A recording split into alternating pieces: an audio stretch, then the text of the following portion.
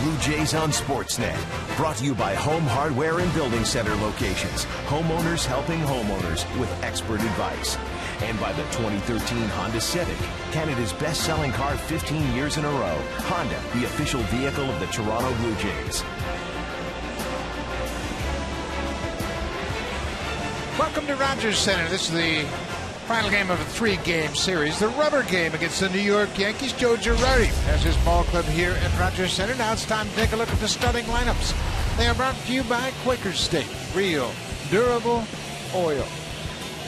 For Joe Girardi's lineup, top of the order is Brett Gardner. Right behind him is Derek Jeter, and Jeter has 3,310 career hits, 10th all time. Next on the list is Eddie Collins at 3,314, and Alfonso Soriano. Big night last night, 2 home runs, his 400th career home run, and he's had a great run over his last 15 games, 25 RBIs, most in the major leagues, and they're set to take on Todd Redmond for the first time. Todd making his 9th start of the season, his first career start against the Yankees. Had a little hiccup in his last outing down in Houston, but should be able to bounce back. And Todd does one thing very well. He challenges hitters. He's going to come after him with his best pitch, which is a fastball, and he's not afraid to go after everybody. So we'll see how he fares here tonight. Take a look at the defense in the outfield. Lots of speed in the outfield. Rajai Davis in left, Anthony Gose in center, and Moises Sierra in right. On the infield, it's Laurie Reyes, Goins, and Encarnacion from third to first, and J.P. Arencibi is behind the plate for Todd Redmond. Anthony Gose has got terrific speed. He can really cover a lot of ground. He's got a strong arm, and today all the young outfielders are out throwing before batting practice, trying to work on their accuracy, so we'll keep an eye on that tonight. Brett Gardner will step in. Gardner doubled and scored in his first at bat last night. Here he takes ball one. Gardner finished up the ball game 1 for 5 after a fast start. He really had a rough time. There's that fastball up in the zone, 90 miles an hour. Once again, it's not lighting up the radar gun. As you watch Todd Redmond from the center field camera, you'll see that once in a while he'll drop his elbow in his delivery, and the ball can only do one thing when you drop your elbow. It's got to shoot up. Now, he may be throwing up there intentionally, but usually you want to start the game down in the zone and then run. You can see where his elbow right there. He's leading with his elbow. That's kind of slinging, and it causes you to keep the ball up in the zone. Redmond ahead, 1-2. Missed up in the way. Same spot with every pitch. You don't really know at this point whether that's intentional or he's just not on top of the ball yet.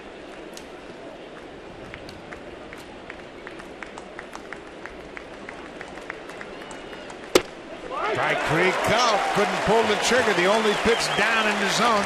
And Gardner takes it for called strike 3. Great location there.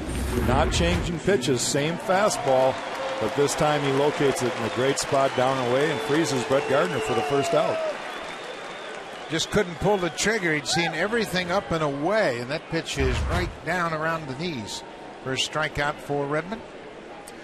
We're going to talk a lot about pitching tonight with Redmond and Hiroki Kuroda, kind of 2 different styles of pitchers. Derek Jeter steps in. You mentioned Jeter with 3,310 hits. That's 10th all time. He is the only Yankee to collect 3,000 hits. Breaking ball for a strike. It's 1-1. I spoke to Jeter before batting practice today, and I said, "How you doing?" He goes, "Boy, it's hard to catch up." Yeah, I had a talk with him myself, and he said it's the first time in my career I've been hurt. He says, "I'm not used to this." There's a line drive to right. That's going to get down and go down into the corner. Sierra's got a good arm. He winds up and throws it back to the infield, but Jeter has a double. A one-out double for Derek Jeter. He shoots it down the right field line. I've been watching that swing for his entire career. Yeah, he just keeps climbing closer and closer on that list of all-time greats. Keeps his head down. Great concentration and focus. Sierra plays it well in the corner. You can see the strength of his arm. He made a good throw down where the cutoff man could make a play on it, but Jeter slid in with his first double of the season. Curtis Granderson batting third tonight. Granderson is the DH. The Yankees are kind of dinged up. Robertson Cano is out of the lineup. He got hit by a pitch last night. And his replacement, Eduardo Nunez, was in the original lineup tonight. He has since been scratched. He's out as well. Anderson hits it in the air to left. Rajay Davis moving back. Jeter's going back to tag at second, and Davis will make a strong throw to keep Jeter in place. So that'll bring to the plate the cleanup hitter, Alfonso Soriano. He had a big day in his first two at-bats yesterday. Well, he crushes that first home run, almost the third deck. Comes back down in the second deck. Next time, not quite so much. Hit it real high. I'm not sure he even thought it was out of there, but it hits off the top of the fence, and he gets home run number 2, picks up his 4th RBI of the game. His second home run was his 400th career home run. He became the 7th player to hit his 400th career home run in a Yankee uniform. 2 outs, Jeter at second base. Goes after the first pitch and pops it down the right side. There is Robinson Cano with his hand bandaged. X-rays last night were negative. As you can see, he's got quite a pad on that to keep swelling down. He got hit by a pitch from Jay Happ in the first inning. So the Yankees, I'm sure, breathed a sigh of relief when they found out the X-rays were negative. It's still going to be a little bit of time with a wrap and pressure wrap on his hand like that. Here's the pitch to Robinson Cano off of Jay Happ, and you can see Cano just wasn't really anticipating the ball up and in. He starts his swing, and the ball really was just off the plate. It wasn't like it was way up and in, so he kind of hurt himself in that regard. 0-2. Cut out and miss. Redmond strikes out Soriano to end the inning. 2 strikeouts for Redmond. We'll go to the bottom of the first, top of the order for the Blue Jays.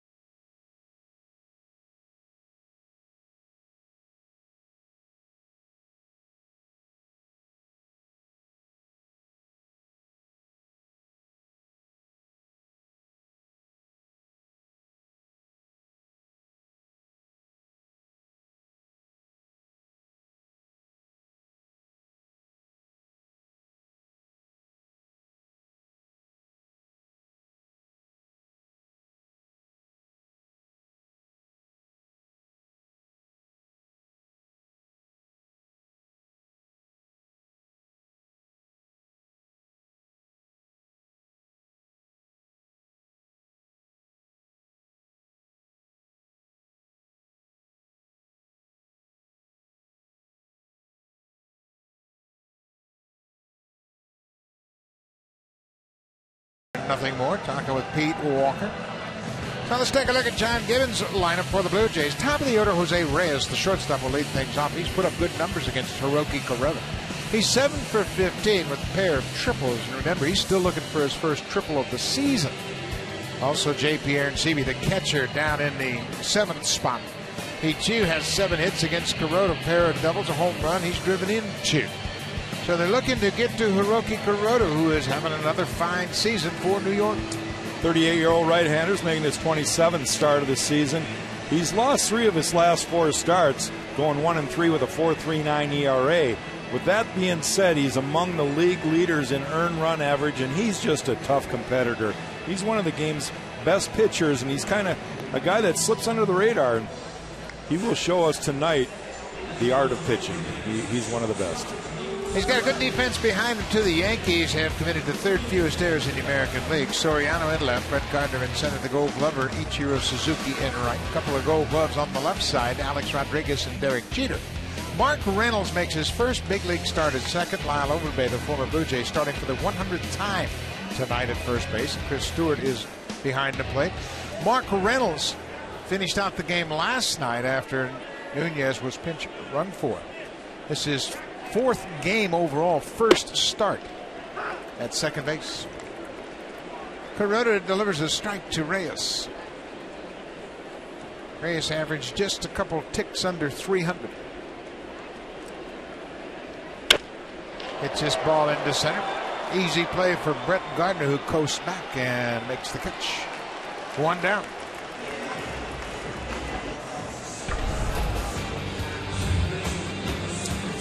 Scouting report for Hiroki Kuroda. You can see that he's a guy that just does such a good job of mixing up his pitches. Primarily a fastball pitcher, but he can throw that fastball in 4 different locations, so it's like it's got 4 different pitches in itself, and he'll take a little off his fastball at times. So it's really more than just those numbers show. The fact that he can take off something on his slider and his split finger. Ryan Goins goes after the first pitch and drills it. That's going to go past Soriano all the way to the wall. Goins is headed for second. The throw comes back in. He'll stop there. His first pitch from Hiroki Kuroda in his young career, and he rips it to the alley in left center. Ryan Goins just seeing the ball so well right now, making this big league transformation appear to be an easy one. Gets the ball up and just does what he's done his whole life. When you get a ball up, you're supposed to slap it to left. He led the Eastern League in hits last year, had 158 hits. That's his second big league double. So the Blue Jays have a runner in scoring position for Edwin Encarnacion. Got a pretty good pitch on the inside corner. Edwin went 0 for 3 last night. He had a line drive right back to the mound in the first inning that Andy Pettitte snared before he fell back on the mound. Bounced foul. Here's one thing that we're going to talk about is the way Kuroda really controls the tempo of the at-bats. How does a pitcher do that? First of all, it's about his balance. He always comes to a kind of a hesitation in the middle of his delivery, and what that's all about is getting his weight over his back foot directly above the rubber, and then he can transfer that energy straight towards the plate in a consistent basis. Down and away. It's not quite as noticeable out of the stretch as it is when he's in his windup. But we'll have a chance to take a real good look at it over the course of this game while Kuroda's in there. Kuroda working out of the stretch with Goins at second base.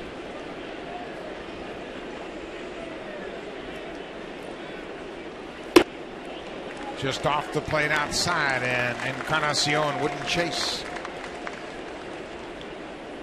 Edwin, without the presence of Jose Bautista in the lineup, hasn't had an awful lot of good pitches to hit lately. But he's taken his walks, that's for sure. You saw in the Houston series how they were just basically pitching around him. And you're right, he's taken a lot of walks. Wouldn't chase. Tough pitch to lay off of, but good hitting right there. Edwin having a good look. Bautista, of course, most often hits ahead of Encarnacion, but when you've got them back to back, it really poses quite a problem for the opposing pitcher. Sometimes the best protection you can have is put a guy on base ahead of him. Full count, 1 out. Jeter knocks it down, throws from his knees, skips it across the field, and makes a fine play. Boy, Derek Jeter, with all of his experience, never panicked once he felt that ball secured in his glove. He threw from his knees and had plenty of time. Just aware of his environment. Here he's on turf, and he knows that if he can get to the ball and knock it down, now he just has to throw it and one hop it over to Lyle Overbay. And that's something he will practice. believe it or not, he will practice throwing a couple one-hoppers to the first baseman just to see where he wants to locate that bounce. Derek Jeter playing in his 126th game here at Rogers Center. Used to the surroundings. Adam Lind chases that first pitch off the plate outside. Good movement on that sinker right there by Kuroda. Ball running down and away from Adam Lind.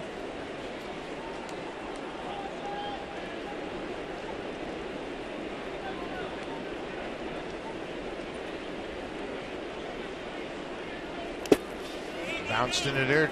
Stewart took a little while to locate it, but he kept it right near his feet.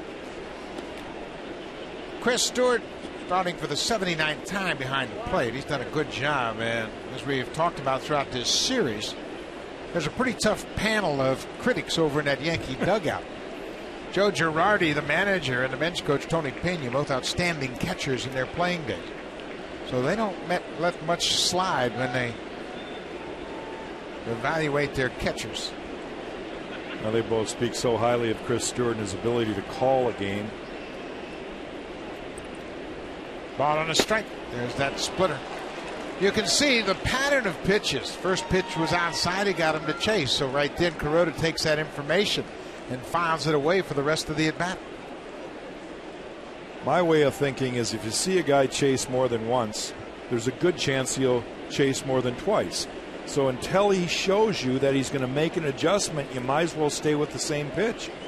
We'll see if Adam makes an adjustment or Kuroda does. Adam Lind is just 1 for 11 against Hiroki Kuroda. I'm going to start with a new set of signs. 1-2. Didn't chase that one, and he made that same pitch as he did with the first pitch of the at-bat. And this is pitching, information gathering as you go along. Kuroda sizing up Adam Lind.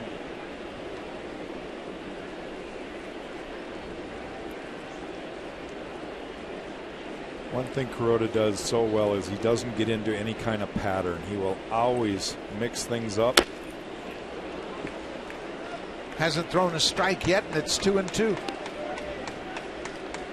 But that's pitching. Well, that's just it. It's got to appear to the hitter that's a strike.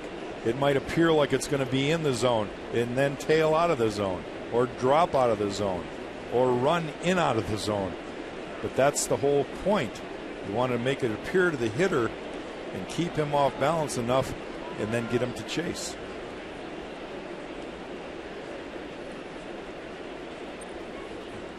Here's the 2-2. Another split of this one in the dirt. Goins holds his ground. Wasn't really sure where the ball was, and Stewart kept it close enough to home to keep their runner from advancing. Brett Lawrie is on deck. It's a full count. We're in the bottom of the first of a scoreless ball game. Ryan Goins with his second double of his young career.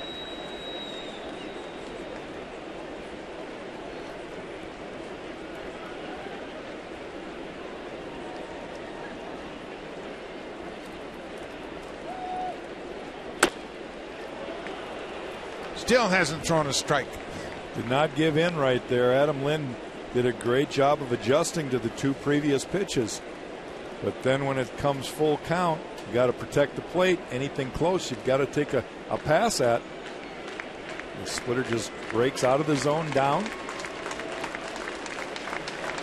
What makes that such a great pitch is it's breaking down, and usually you hit on top of it. You get that ground ball you're looking for.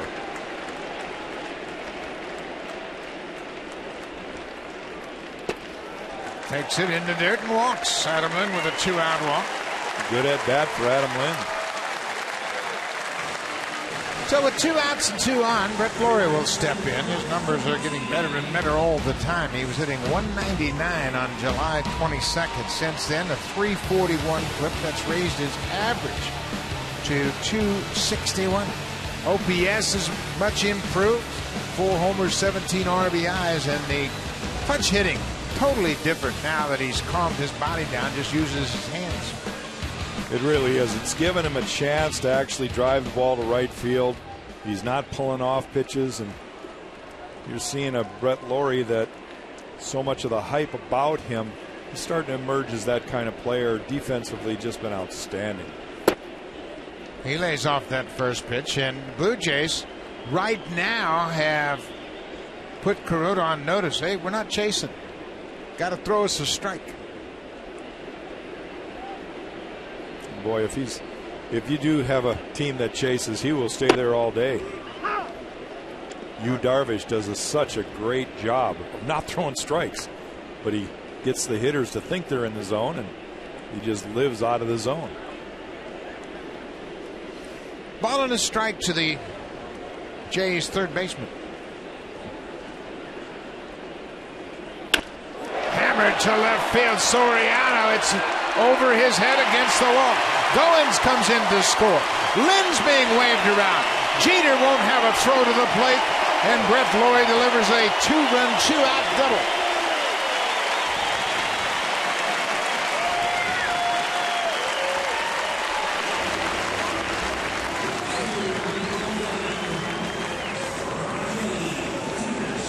Lynn had a good at bat, and Lawrie got a strike and hammered it.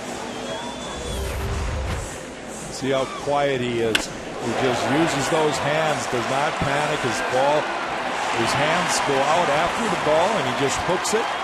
Line drive showing his strength. 2 RBIs for Brett Lawrie. 35 on the season for Lawrie. That was his 14th double. Rajai Davis. And he gets hit. Kuroda threw it up and in. The Yankees, of course, Cano got hit last night by Jay Happ. Curtis Granderson nearly got hit by Happ, another inside pitch, and Rajai Davis gets plunked on the first pitch of his at bat.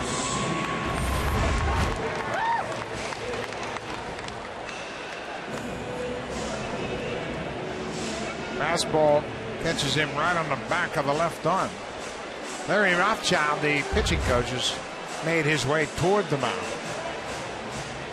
Blue Jays have been patient against Kuroda. He's thrown 21 pitches here in the first inning. Hiroki Kuroda seems to be one of those guys that struggles more on the road. At home, pitches quite well, and it's kind of a crazy stat because it's a lot more hitter-friendly ballpark in Yankee Stadium than most road. But what I attribute to that is the fact that he gets used to his home mound. And once you're comfortable there, you can make the pitches.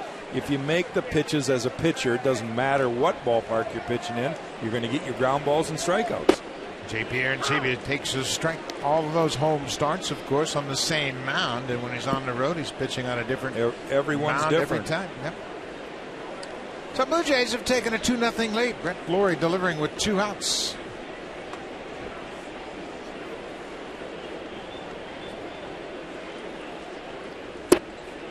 Arancibia's had a good run against Kuroda. He's 7 for 18 coming into this game.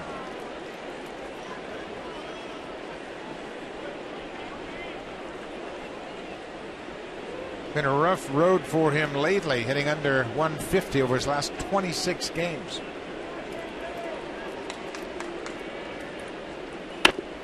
Didn't mean to, and fouls it off the wall up the right side.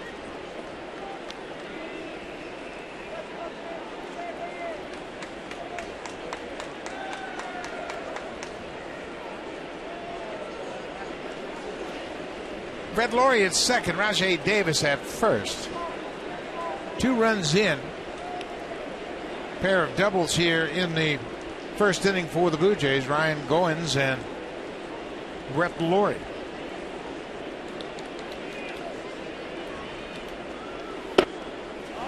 Strike 3 called. Arancibia can make it to first. Stewart's throw is off Arancibia.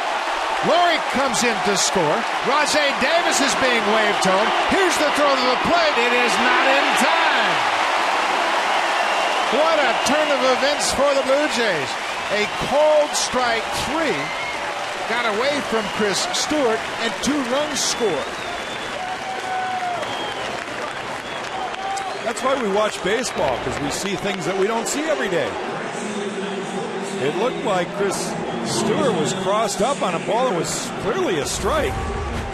But it tails back, and he kind of backhands this ball. It hits off his heel. You can see that right there. It's like he wasn't expecting it to do that. It was right down the middle.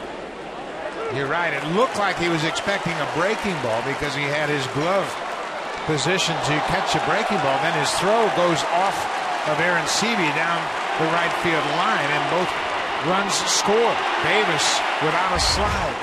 The first baseman Overbay's got to get off the line one way or the other and give the catcher a target to throw to. Moises Sierra pops it behind the Yankees dugout out of play. You can see he's right down the line, and that's where Stewart throws it.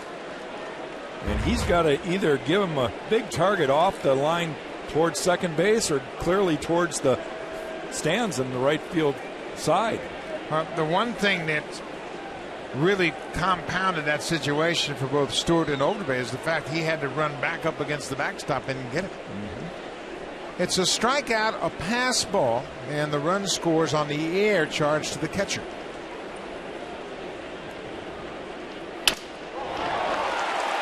Base hit up the middle. Sounded like it broke his bat. Sierra has a base hit.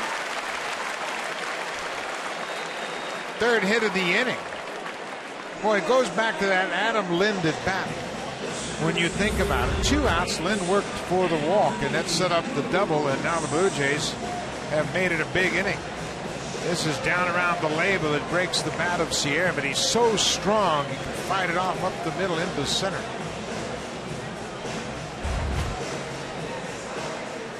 Lind never got a pitch in the strike zone, but laid off that split finger pitch in the dirt to work Kuroda for the walk. That set up Brett Lawrie's 2-run double. Sierra with a base hit. 9th man to bat in the inning, Anthony Gose. Yesterday's game, the Yankees spotted their pitcher Andy Pettitte with a 4-run lead in the first inning, and the game was really out of hand right there. We'll see if Todd Redmond can respond the same way. Not too many times you get a 4-run lead. That sounded like it broke his bat. Ichiro Suzuki is over to end the inning, but the Blue Jays put up a 4 spot. A pair of doubles, a walk, a hit batter. 4-0 Jays after 1.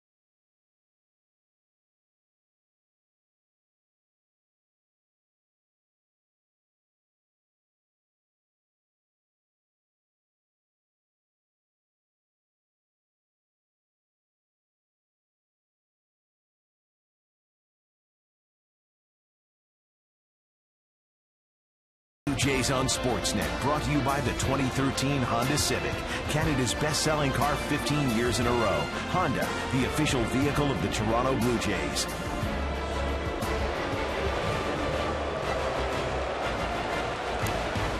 You can see the roof is starting to move back and open up. It was closed at the start of this ball game. They have gotten the news that the weather is okay, so they'll crank it open. Alex Rodriguez has created a stir as he made his way to the batter's box. Rodriguez has homered twice in this series. Now Todd Redmond's pitching with the lead now.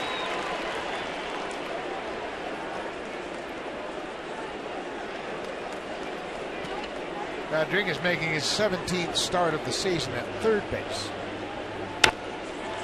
Late on that fastball.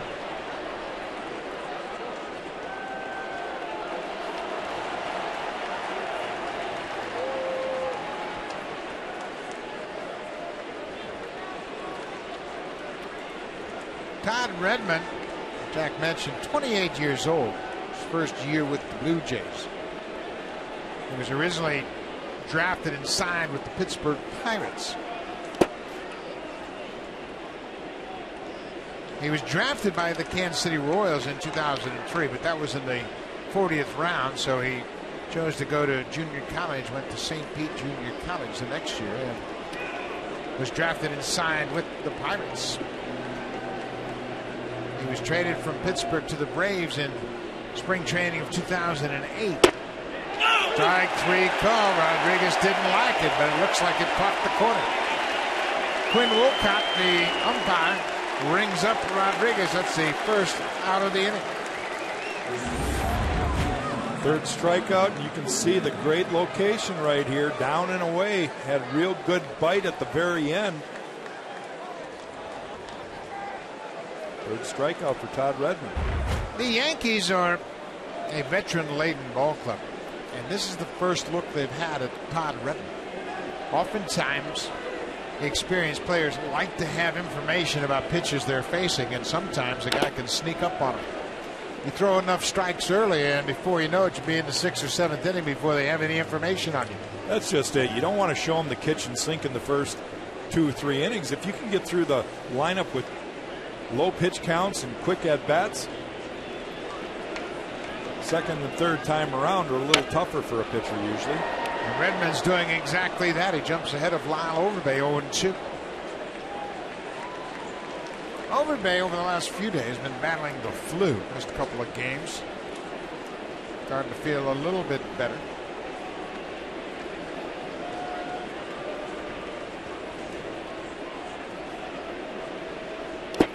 Breaking ball blocked by Aaron Sebia. Tampa Bay and the Yankees played a 3-game set down in St. Petersburg. The Rays took 2 of 3 against New York. The Jays and Yanks have split the first 2 of this series. Weekly hit towards second. Goins waits on it and throws Overbay out. 2 down. Scouting report for Todd Redmond. Mostly fastballs, but again, it's locational fastballs that really matter. He will throw a slider occasionally, and he's got a good one tonight. That pitch right there that he got Overbay on was a good sinking fastball, but he struck out Rodriguez on the good slider. This is the 9th start of the season for Todd Redmond. It is his 12th appearance overall. He worked out of the bullpen shortly before they moved him into their rotation. Mark Reynolds for the season has 17 homers with the Indians and the Yankees. Since he's come to New York, he's hit 2 home runs and has driven in 5. His second home run came last night in the 6th inning.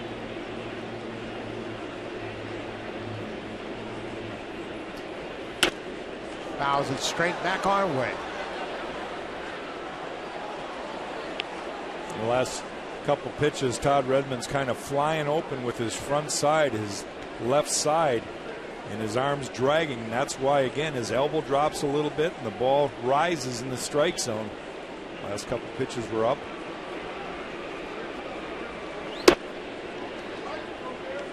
Pitchers have to understand their own mechanics and make the adjustments on the fly. And then the only way you can understand it is repeat it over and over and over. And when you do, then you know what your body's telling you. This is skied on the left side of the infield. Reyes and Laurie. It'll be Reyes the shortstop, and it took a long time to come down. But the inning is over. Good inning for Todd Redmond. Yankees down in order.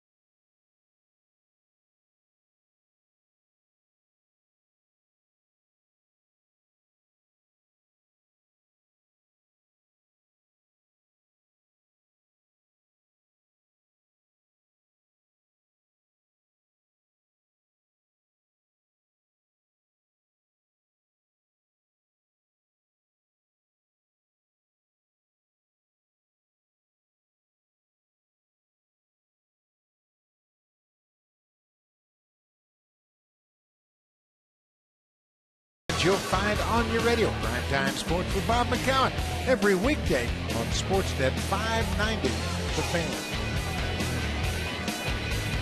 Well, Blue Jays had a bat-around inning in the first. They scored 4 runs on 3 hits and an error. Jose Reyes flied out to center field his first time up.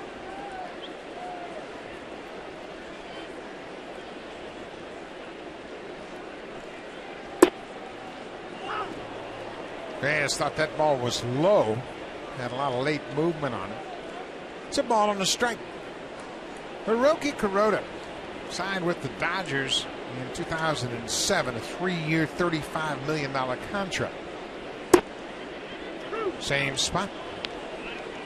He pitched for the Hiroshima Carp in the Japanese League and actually pitched for Marty Brown, the Blue Jays AAA manager, who's down in Buffalo right now. Brown was the manager of the Carp. And Kuroda was always asking about the big leagues. What's the big leagues like? Who are the best teams? What's it like to pitch against those big league hitters? He's always curious about getting an opportunity to come to the major leagues, and he's been impressive.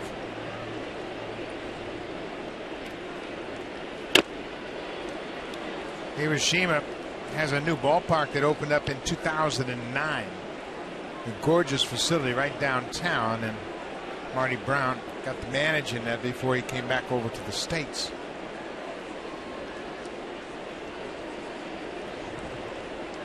Two and two.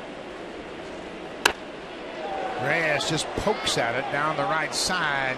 Suzuki over near the foul line makes the catch. 1 down. Fans, it's time now for our BlackBerry Sneak Peek stat of the game, brought to you by the new BlackBerry Z10 and Q10, built to keep you moving. Take a look at the league leaders in ERA. You see Kuroda is number 4 coming into tonight's game. Pretty good company right there. Yu Darvish, another Asian pitcher with a similar type delivery.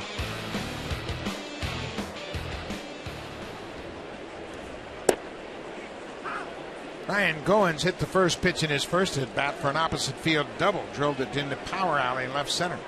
Came around to score the first run of the ball game.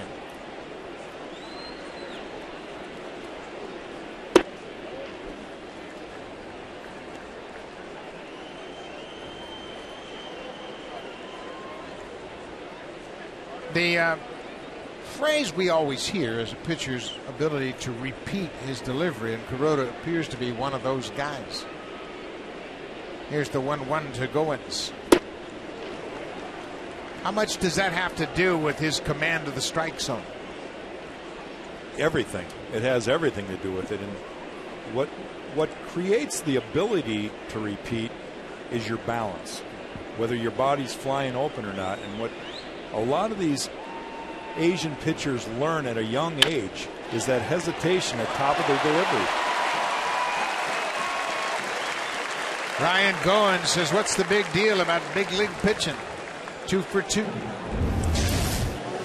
Here we go. You get to see some of the best pitchers in the game, all of these guys, Japanese pitchers, and look at where they are when they are at the top of their delivery. They all come to this position with a little pause. And what they're doing is getting their balance on the rubber directly towards home plate. Now they can use all that energy and go straight toward their target. It's very, very similar in all of those pictures. Good job. That's our terrific videotape room to put that together. Mike Sparks and Pat Denarda's doing a great job giving us all those great shots of those terrific pictures. But it's all about balance and repetition. And when you think about it, you only get a chance to make 32 starts a season. You better refine your mechanics. One thing that I can tell the listeners is a little truth about pitching is typically when pitchers' legs start getting tired, and it's later in the year, this time of year where pitchers have pitched their maximum innings or approaching their maximum innings, in order to stay in the kind of shape they need to, they have to have their legs. High and deep to left field. Soriano on the warning track. Looking up. Home run, Edwin Encarnacion. Number 34.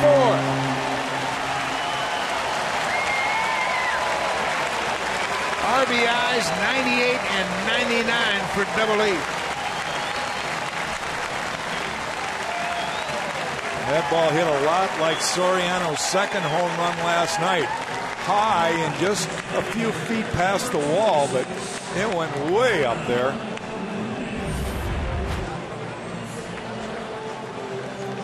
Watch the location of this pitch. Right down Broadway. Downtown Marty Brown right there.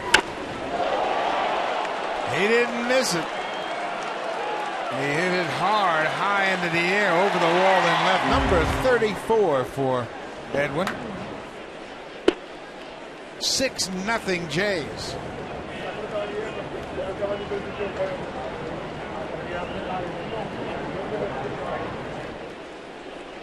Joe Girardi, his team had an early lead in last night's game.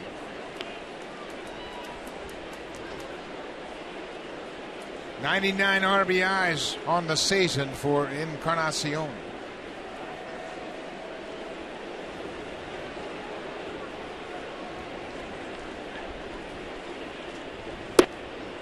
There's a strike on the knees. It's funny. You got one of the best hitters in the lineup in Edwin Encarnacion. You make a mistake over and he shows you why you can't do that. And then Adam Lynn comes up and he's going, why are you painting the corners on me? There's a splitter in the dirt. 2 balls and 2 strikes. Kuroda off to a rough start tonight. Not unlike his start against the Red Sox 2 starts ago. 5 2/3. He gave up 11 hits, a season high. 5 runs, but just 3 earned runs. Strike 3 called. Like a little cutter that caught the inside corner. Just the second strikeout for Kuroda.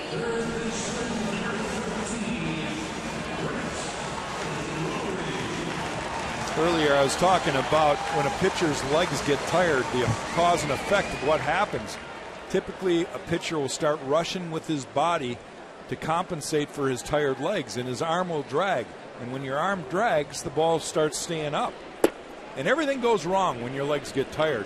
And I think that's part of the reason a lot of the Asian pitchers are taught this pause at the top to get their balance as a checkpoint all the time. Brett Lawrie had a 2-run double his first time up. Another thing that has been a challenge for the Japanese pitchers coming to the major leagues is the 5-man rotation. They pitch once a week in the Japanese league. And oftentimes they wouldn't travel with the club when they went on the road if they weren't going to pitch. So the rigors of pitching in a major league's rotation a little bit more strenuous than that pitching in a Japanese league. And you're right, you can see he's rushing now. He's lost his rhythm. He's a little bit frustrated, giving up a 4 spot in the first and 2 in the second. Kuroda's no different than a lot of the pitchers in baseball. Is if you're going to get them early, because once they find that rhythm and once they get accustomed to that field mound and everything starts to flow for them, then they can execute over and over and over. You can see there is that little hesitation position that they get to, and it's great balance right there. It's where you want to be. Brett Lawrie has his second hit of the night. The Blue Jays have their hitting shoes on early against Hiroki Kuroda. 6 hits already for the Jays. And Brett Lawrie just taking this one right back up the middle. 2 real good at-bats for Brett Lawrie. Got in on him a little bit, but those are some pretty big pipes on that tattooed arms of his. He's able to just shoot it out to center field. Yeah, he doesn't have to swing with 100% of his strength all the time. He can use his hands. I think he's learning that. He's had a good month. It's been a very good learning month for Brett Lawrie. Chad Matola's worked so hard with him to just slow everything down and trust his hands. And I think it's starting to set home for him. Rajay Davis got hit by a pitch his first time up.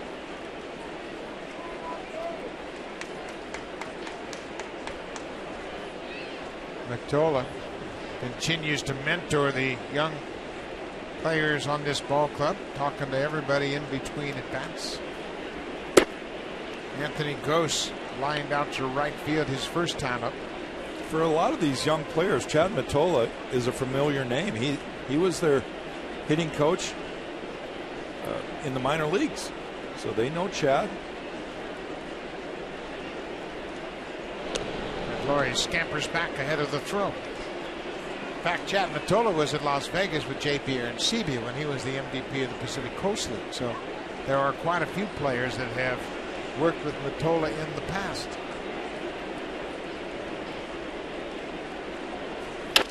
Davis drives it down the right side. That'll be well out of play.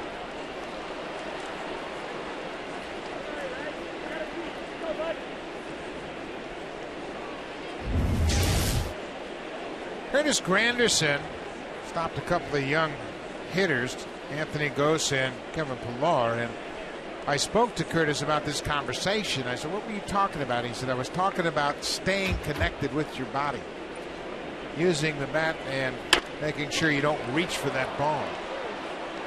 There's the force out at second. The inning is over, but the Blue Jays add on a pair in the second. They have a 6-0 lead.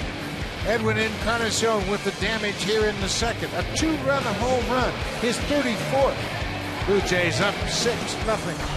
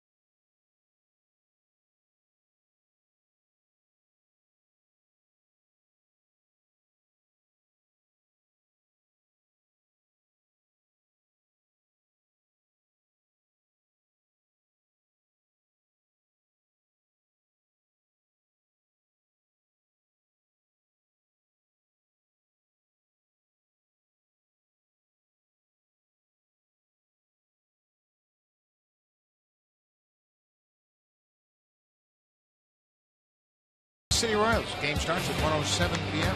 The first 5,000 kids 14 and under will receive a Blue Jays lunchbox. Call the Jays at 416-341-1234 to pick up your tickets, or you can order them online at BlueJays.com or stop by most Rogers Plus locations.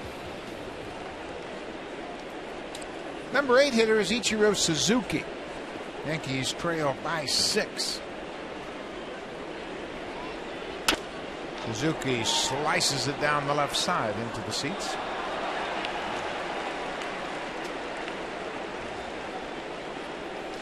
Ichiro Suzuki, of course, he has the single season hit record, 262 hits with the Mariners in 2004. Comes back from that inside pitch. He picked up his 4,000th career hit when you combine his hit total from Japan and that here in the major leagues. He did that against R.A. Dickey in New York the last time the Blue Jays were there. Brett Laurie snares that liner. Suzuki's retired, 1 down.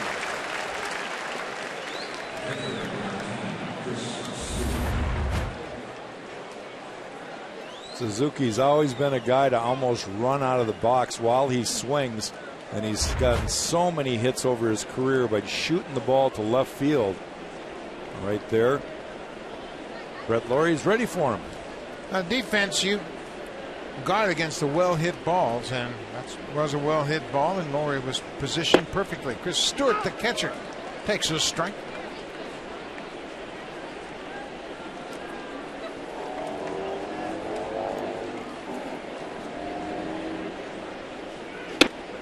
Strike 2. Todd Redmond has nothing more important to do than come out and challenge the hitters. He's got 6 runs to work with, and you do not want to give anybody a free pass by walking him. He's been doing a good job of getting ahead. Spotted 4 runs in the first inning, comes out and has a 1-2-3 shutdown second inning. So far so good for Todd Redmond. Yeah, this is where you almost have like a couple of free innings here. Yep. Just you can almost experiment, see how you can locate pitches. Made a good pitch there, and Stewart drives it to right. Easy play for Sierra. 2 down. Fans, if you want your baseball questions answered by our team of experts, email asktheexperts@sportsnet.ca. Then keep your eye out for the home hardware Ask the Expert segment later on in the game. And there's an expert in pitching right there in Mark Burley talking to a catcher, Josh Tolley. Tolley was out doing some good pregame work today, making some throws to second base in his full catcher's gear. He also had a nice chat with Tony Pena during batting practice, just picking his brain a little bit about some of the drills that Pena uses for his catchers. Josh Tolley was out early the other day, and he saw Tony Pena working with young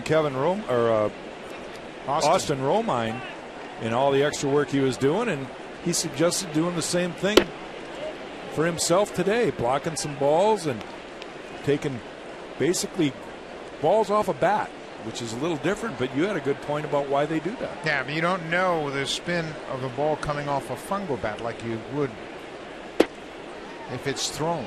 So it's really less predictable and more like a ball you might get in the course of a game. Austin Romine had a tough night here in the opener, blocking some balls. He missed a couple, and Tony Pena made sure that they worked on that. Right down Broadway. Full count. Todd Redmond made 1 big league appearance last year with Cincinnati. Derek Jeter waits on deck. Foul back. That start with Cincinnati was in August. It was August 18th against the Cubs. It was game 2 of a doubleheader. Cincinnati lost that game 9-7. But the interesting thing about that start was Redmond was just the 6th starting pitcher the Reds used all season last year. Say that again, please. Oh, tough one. Quinn Wolcott didn't like it. It was off the plate, and Gardner works Redmond for a 2-out walk. Yep, 6 starting pitchers all season last year utilized by the Reds, and they've only used 7 this year. How does that happen? Well, Bronson Arroyo, one of those pitchers, recently came out in an article and described the fact that he's not a pitcher that is maximum effort. He says, I have a very fluid delivery, and he said, I'm able to repeat my delivery, and I don't have to use maximum effort, so I'm able to keep my innings up year in and year out. I have a good work ethic, and I stay strong. Pretty simple stuff if you can really execute it. Sounds like you're talking about Mark Burley. Yeah. Same type of pitcher, smooth delivery, works quickly, throws a lot of pitches, not a max effort guy. It's so important for young pitchers to understand the art of pitching, again, reflects keeping the hitter off balance. And you keep them off balance by changing speeds and locating. It is not necessary to throw 99. Of course, that's what scouts look for. They want to see that live arm and figure they can teach them. But there are so many kids that probably get overlooked that know how to pitch, and they can pitch in the 80s and low 90s by just changing speeds and locating their pitches. It'd be hard for a Pedro Martinez to get drafted in this day and age. 0-2, 2 outs. Upstairs. Jeter ducks away.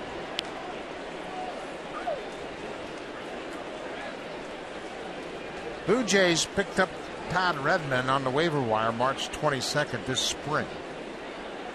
Baltimore had him and exposed him to waivers, and Blue Jays picked him up. Breaking ball outside.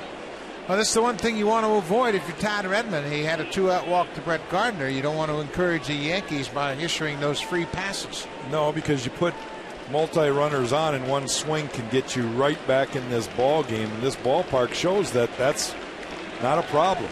Home runs are at a premium here at Rogers Center. Jeter strikes out. That'll end the inning. So Redmond backs off the breaking ball. He has 4 strikeouts through 3 innings and a comfortable lead.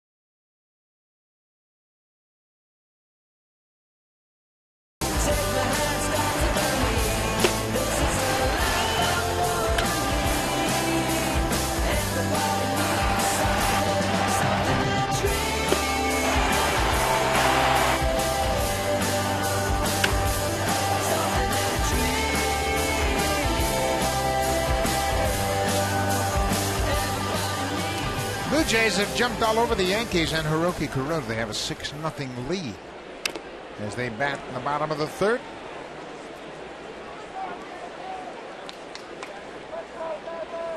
Hiroki Kuroda, you mentioned he played for the Hiroshima Carp in the Japanese League, and He and Alfonso Soriano, the left fielder, were teammates in the minor leagues with the Hiroshima organization. Pulled foul. 1997, Kuroda was 22, Soriano was 21, and they were toiling away in the minor leagues in Japan. Soriano played 2 years in the minor leagues and had a big contract dispute with his Japanese club and actually sat out a full season. Did not play at all in '98. Signed with the Yankees that summer and began his professional career here in North America in the Arizona Fall League of 1998. And Sebia hanging tough against Kuroda.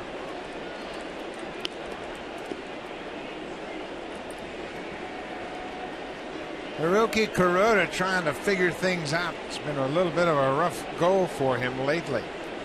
Last time out, he gave up a season high 7 earned runs against the Rays. Aaron Sebia chops it toward third. Rodriguez not going to have a play. With 2 strikes, Rodriguez was deep at third, and that was just a swinging bunt up the third baseline. Aaron Sebia's aboard. Alex Rodriguez, for a second, thought maybe he should let this ball go foul. It might roll foul. You can see that he was going to charge hard, and then he goes, whoa, whoa, whoa, and then it was too late. You can see where he is even with the bag, and that wasn't going to go foul. No. Once he got there, he knew it, and it was too late to make a throw. Got caught in between. Right fielder Moises Sierra.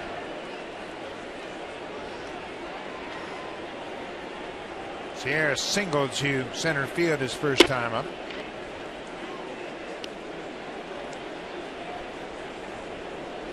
So many of these Blue Jay players have ties with Tony Pena, the bench coach of the Yankees. Pena managed the Dominican team in the World Baseball Classic this past March. Reyes, Encarnacion, and Sierra all played on that team for Pena. And they won the tournament. Encarnacion very close with Tony Pena.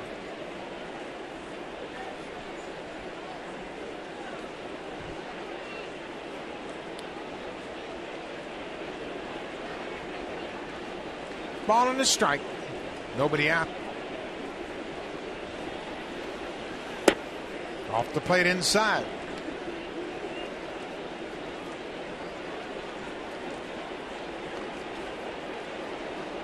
Blue Jays trying to win the series against the Yankees. Of course, they lost all 10 games against the Yankees at Yankee Stadium in the Bronx.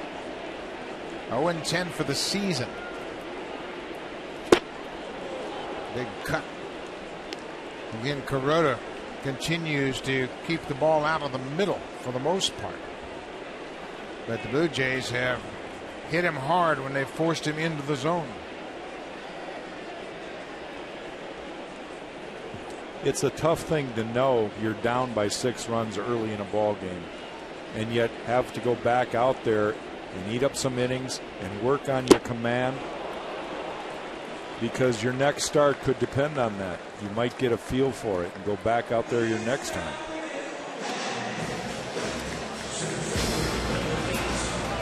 Save during the Beauty Tone Paint Expert Sale, only at Home Hardware and Building Center locations. Homeowners helping homeowners with expert advice.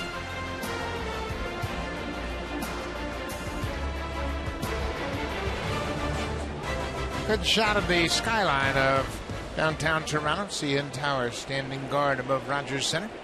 Aaron Sebia with a short lead at first. He's on the move. Hit and run is on. Anthony Ghost delivers perfectly.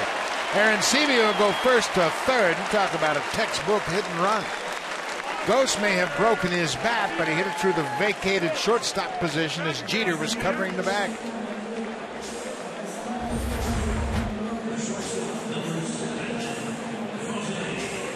Anthony Ghost, you see right off the end of the bat, and splinters right in his hands. But able to put the ball on the ground. And it almost appeared that he saw Jeter moving that way and just able to go with the pitch, kept his eye on the ball.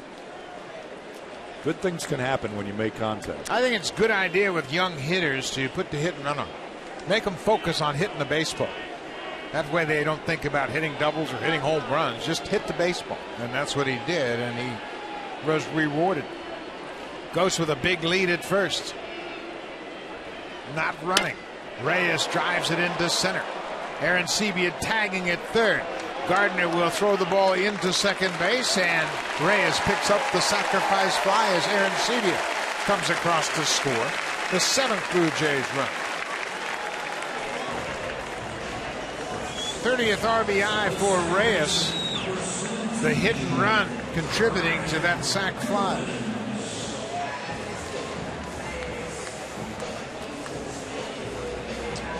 Blue Jays doing a good job of execution right there, manufacturing the run with a couple base hits.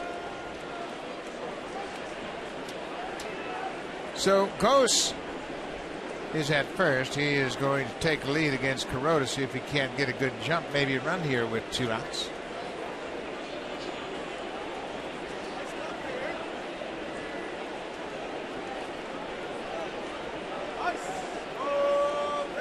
Anthony has a foot on the artificial surface. He's going to be chased back by Kuroda. Ghost is 3 for 3 in the big leagues in steal attempts.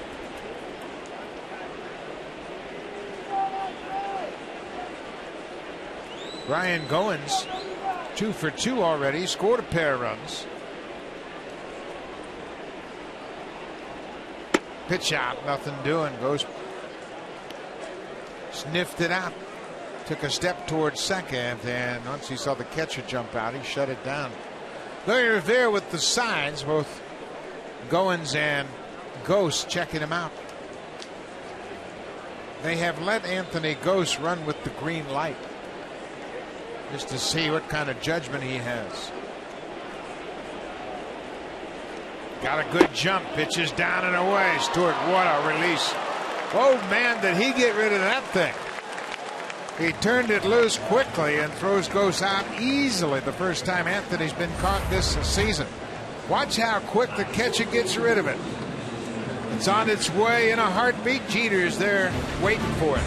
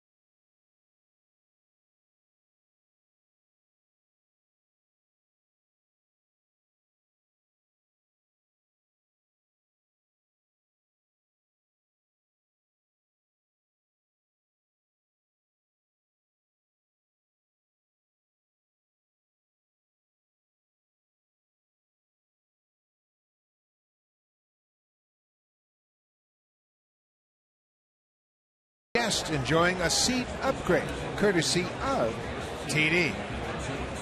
Great opportunity to have a nice comfy seat right there in the TD comfort zone, and you're watching the Blue Jays out to an early lead. Curtis Granderson, a little bit different look in the shift tonight as Reyes has come in at shortstop to guard against that bunt. Granderson dropped the bunt down against Jay Happ, and it was a perfectly executed bunt. So Reyes has shortened up at shortstop. You can see Laurie is out in right field.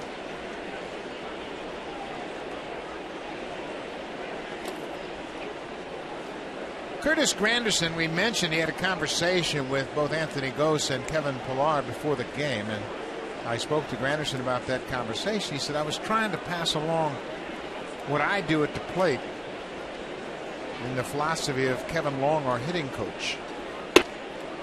And it's not uncommon. You see players talking to each other all the time. And of course, Anthony Gose is a young hitter, and so is Kevin Pillar. But Granderson has had tremendous success working with Kevin Long. There he takes ball 4. Before Granderson came to the Yankees, he was almost regarded as a platoon player because he couldn't do much against lefty pitching. Well, Kevin Long fixed that, and he had back-to-back 40 home run seasons coming into this year. Kevin Long got him believing that he could, and he showed him that he can hit a breaking ball, something that was a real weakness his first few years as a Tiger.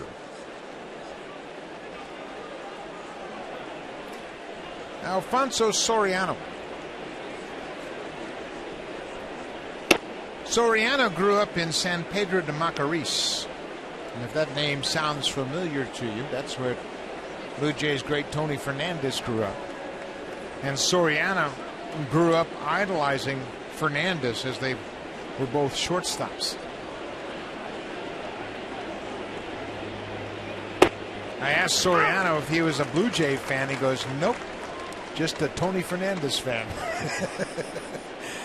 But when they were kids playing on the sandlots of San Pedro de Macorís, they would all run around saying, I am Tony Fernandez, I am Tony Fernandez. He says foul down the right side. And the funny thing is, Tony Fernandez did a lot of things you don't want to teach, but he had God-given talent that is off the charts. And you can't blame kids for trying to mimic him, even though their mechanics probably shouldn't have been that way. He had a lot of things, much like Soriano, had a fluid, wild swing and threw the ball very well from an unorthodox position. 1-2. Another foul back. Those young kids in the Dominican Republic didn't say, I am Tony Fernandez. They said, I am Cabeza, which was Fernandez's nickname. They just called him Cabeza, which meant head in Spanish, and he was always known as Cabeza in his hometown. So as soon as you said, I am Cabeza, everybody knew who you were talking about. 1-2 to Soriano.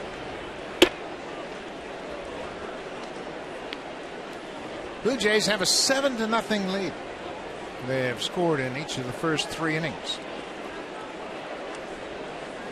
Todd Redmond looking for his second win of the season. In the dirt, and that gets away from Aaron Sebia. And that'll go into the dugout. Granderson stops at second, even though the ball went into the dugout. It's one base from the pitcher's mound.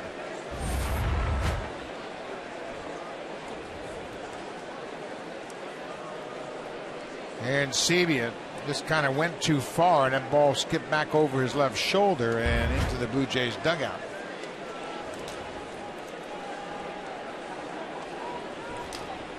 So Granderson now in scoring position. Full count to Soriano. Ball 4. Back-to-back walks here in the 4th. So you hear the boos, and Alex Rodriguez is coming to the plate. He had a home run in the 5th inning of Game 1 on Monday against R.A. Dickey, an opposite field shot. That was home run number 650 in his career, and here against Esmiel Rogers. Got a breaking ball. He hammers to the seats in center field. 651 for Rodriguez. He's hit more home runs than any player here at Rogers Center, any visiting player, that is. Todd Redmond going to have to reel it all back in here. First inning, he gives up a leadoff walk. First inning that he gave the leadoff man a chance to be on base, and now back-to-back walks. So we talked about it. Even with the 7-run lead, you're never super comfortable in this ballpark. Rodriguez takes a strike. Pete Walker with a quick message to Redmond on the mound. You remember when the Yankees swept the Blue Jays in a 4-game series at the Bronx, the Jays had the lead in all 4 games.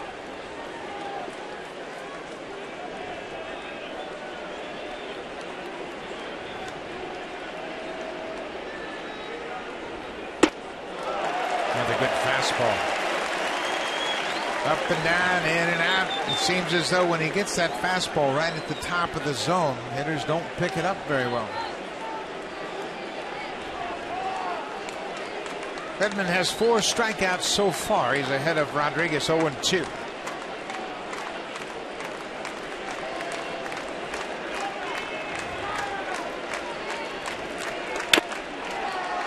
Another pitch upstairs, and Rodriguez just barely got a piece of it.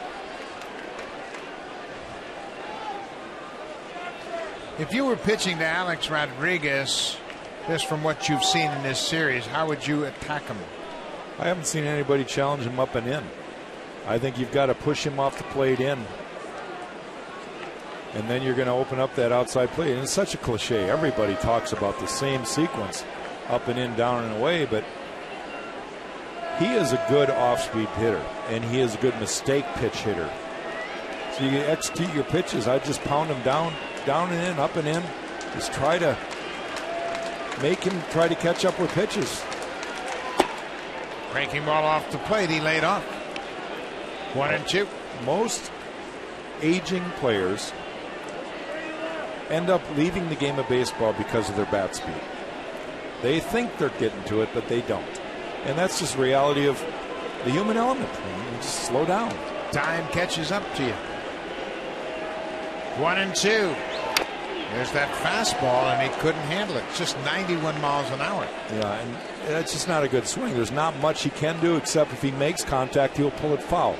So you just keep pounding in there until he swings over the top of one.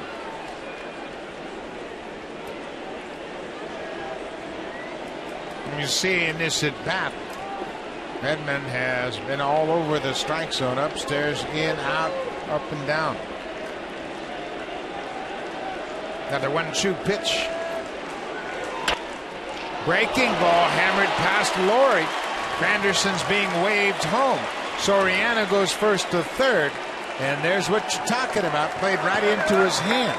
He couldn't catch up to the fastball, but he got the head out on the breaking ball. The other thing that he did is he left that ball out over the plate. Instead of getting it in where it ties up Alex Rodriguez, the ball's out there where he can get his hands out and make contact. Just good extension right there with the fastball in. He just didn't tie him up. That slider pretty flat, doesn't really do anything. So Lyle Overbay will bat. Runners at the corner, still nobody out. Leadoff walk. Granderson is coming around to score. Soriano, he walked. He's at third base, and Rodriguez with the RBI singles at first. First pitch strike. Lyle Overbay played here with the Blue Jays. 723 games over 5 seasons with the Jays from 2006 to 2010. He's always been a guy that uses the whole field. Never one noted for power, but he certainly has the ability to hit the ball from gap to gap. Aaron Loop is going to get busy out in the Blue Jay bullpen. John Gibbons, 7-run lead. Now a 6-run lead with the base hit by Alex Rodriguez. Nobody out.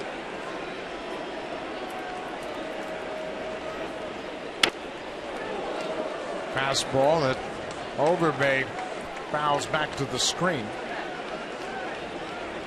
Pat Redmond, his last time out on Friday against the Astros, went 3 1/3, gave up 8 runs on 8 hits. 7 of those runs were earned, and he had 3 walks in that out. He's got 3 walks here tonight.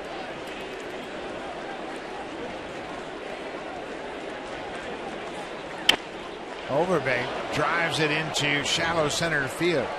Sierra, the right fielder, calls for it. Ghost makes the catch, and it's too shallow, so Soriano stays at third. Rodriguez still at first. Overbay pops out to center. That's the first out of the inning.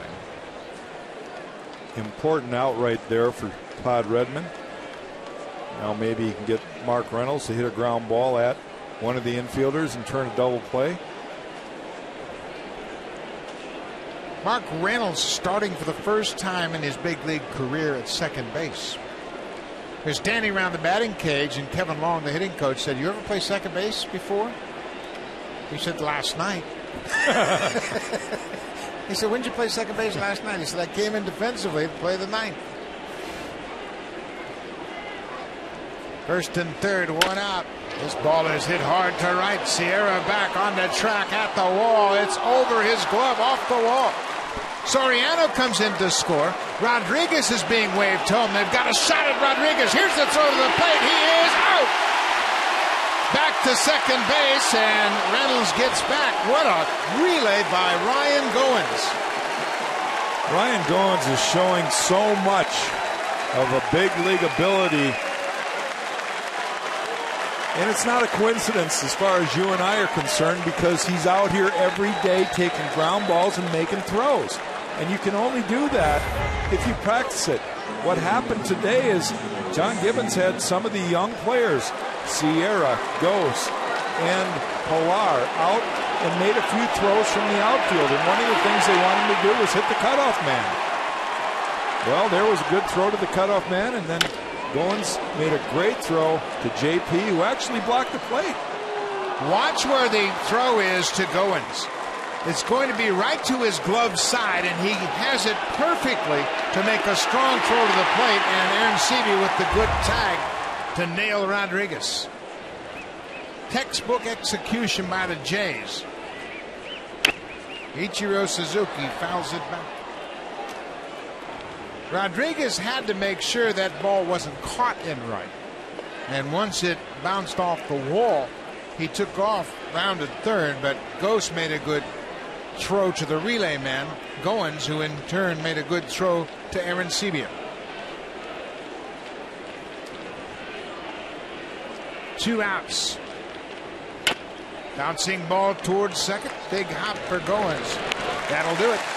The Yankees score 2 here in the fourth, and the Blue Jays cut down a runner at the plate.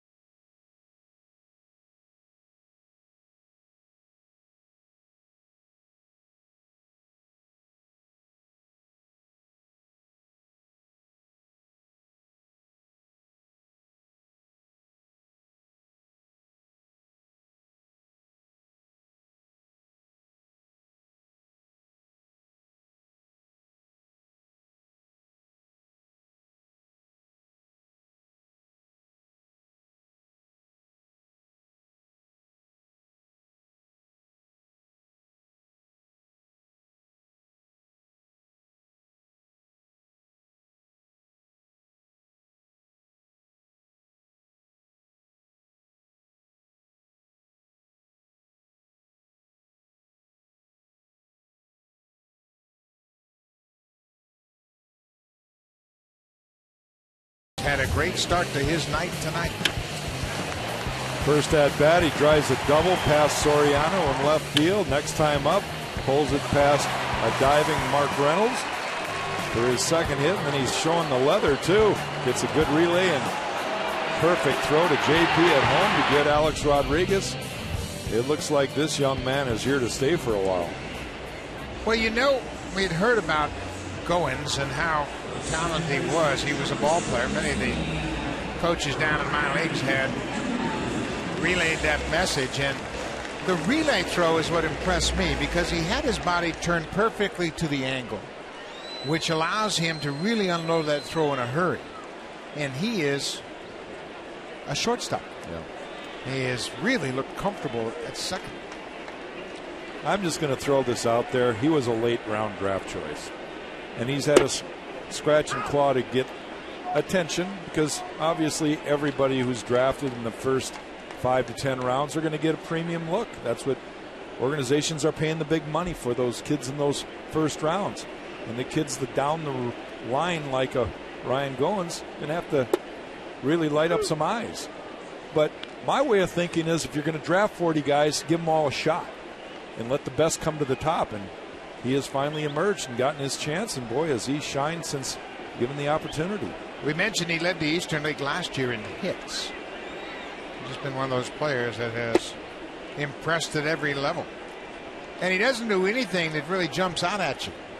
Just steady every day. Baseball. Doesn't fly, doesn't have great speed, doesn't have a lot of power, but boy, he has good at bats. Like right there, just tracking the ball all the way in. Guess who does that? A guy named Jeter. It's pretty good. 10th all time. Yeah, he is pretty good. But then again, you're a baseball guy. You recognize that right away. 2 balls, 2 strikes. Nobody out. Good coverage of that outside pitch.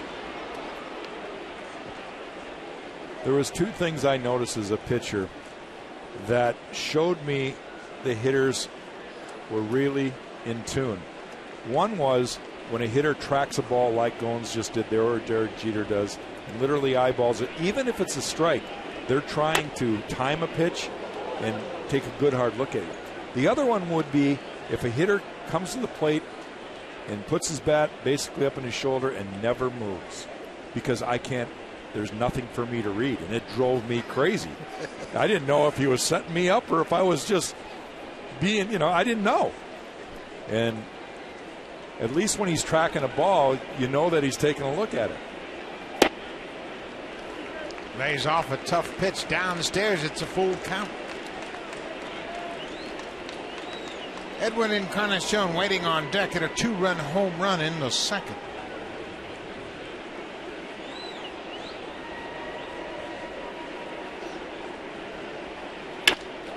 Another line drive hit hard, but it's going to hang up for Brett Gardner.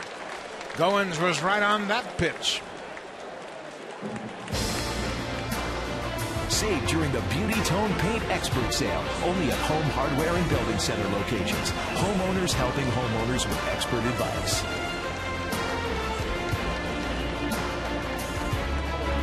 Another good crowd on hand here at Rogers Center.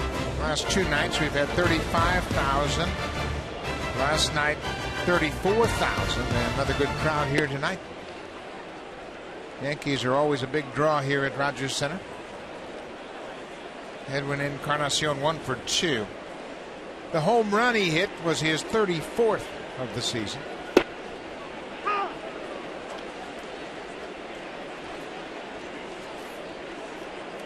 '99 RBIs. Pretty impressive year for Edwin Encarnacion.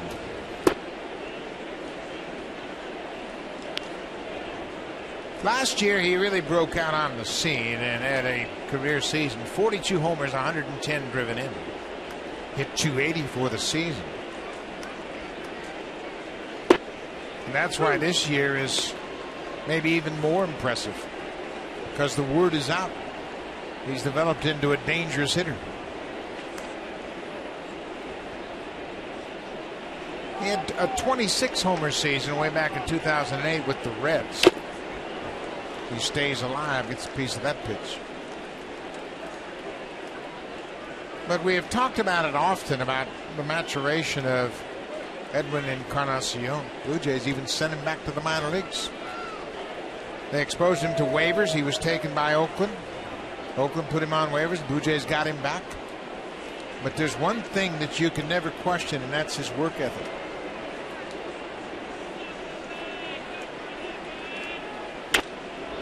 It's this off the end of the bat. Shallow center. Long run for Gardner.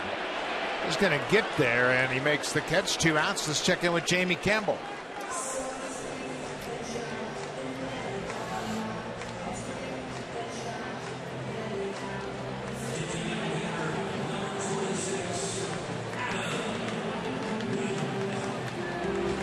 Well, the Orioles certainly trying to calm down that top three in the Boston Red Sox lineup. Ellsbury, Victorino, and Pedroia combined for 9 hits last night, and Victorino had 2 home runs and 7 RBIs, but it's a different story tonight. Bud Norris pitching for the Orioles. Picked up to add some depth to their rotation. He's done just that. John Lackey on the mound for the Red Sox.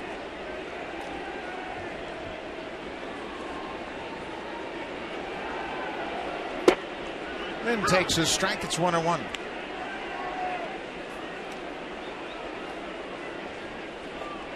The Yankees trying to keep pace in the wild card race. Then hits it hard to center field. Gardner back, jumps up and makes the catch. 3 hard hit balls in the inning, but the Blue Jays are down in order. We'll go to the 5th. Blue Jays with a 7-2 lead. Now time for Blue Jays Central Update. Here's Jamie Campbell and Greg Zahn in the Blackberry Broadcast Studio.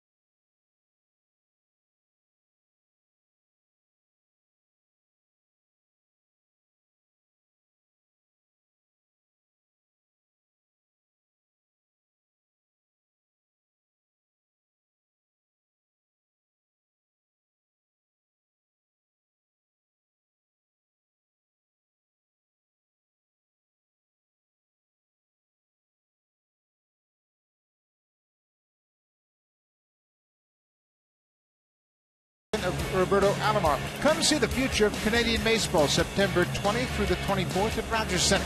Blue Jays Hall of Famer Roberto Alomar will host a showcase baseball tournament at Rogers Center, highlighting some of Canada's best amateur baseball players with college eligibility. 10 teams from across the country will represent Canadian provinces, with a winner being crowned on September 24th. Tournament passes are now available at bluejays.com/T12. There's a little looper into center. Chris Stewart makes a bid for a base hit, and Anthony Gose. What an effort by Anthony Gose. A determined run to the baseball, and then he just snuck his glove underneath that ball before it could hit the turf. Young players starting to shine for the Blue Jays. As a pitcher, you can't do it because it takes too much time, but you want to go out and give them a hug. An effort like that, just focus and staying with it. I saw so many of my center fielders do that. Of course, Devon White did it as good as anybody ever in this building. And I swear, there were so many times I wish I could have just gone out and given him a hug. I never thought of you as a guy that would want to give a hug. Well, I didn't want the world to know that when I was on the mound. A ball and a strike. Anthony Gose with a good effort. Made a nice relay throw to Ryan Goings, and they nailed Alex Rodriguez at the plate back in the 4th. Here he takes a hit away from Chris Stewart. Ball and a strike.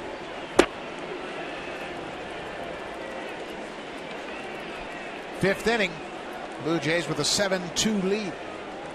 76 pitches now for Todd Redmond, so he needs to get through this inning without a lot of damage.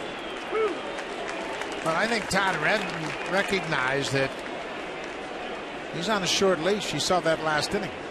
Well, he's pitched very well. First 3 innings pretty comfortable. innings for him, and then he had a little hiccup there in the fourth, lead off 2 walks. We had mentioned this is the first start for Redmond against the Yankees, and it reflected that first time through the order.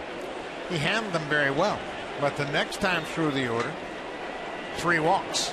Starting to get an idea of what he's featuring and how he can command the strike zone. Off the plate.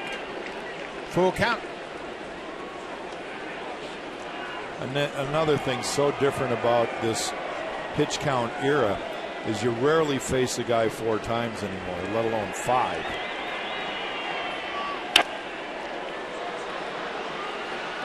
We had that discussion with Larry Rothschild, the pitching coach for the Yankees.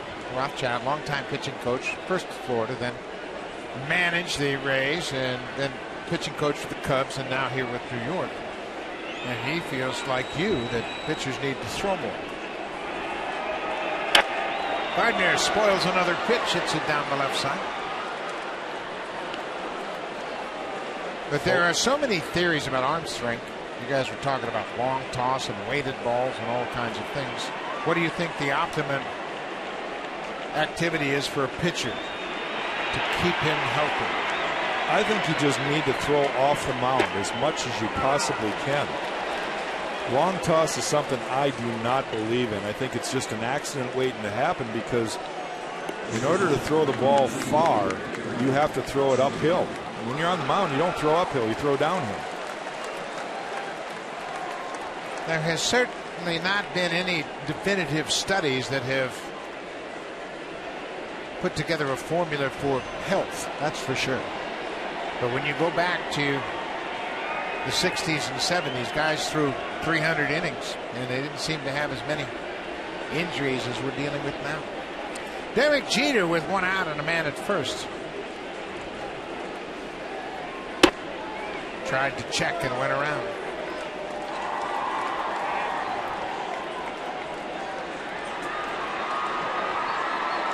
Jeter had a double down into the right field corner his first time up.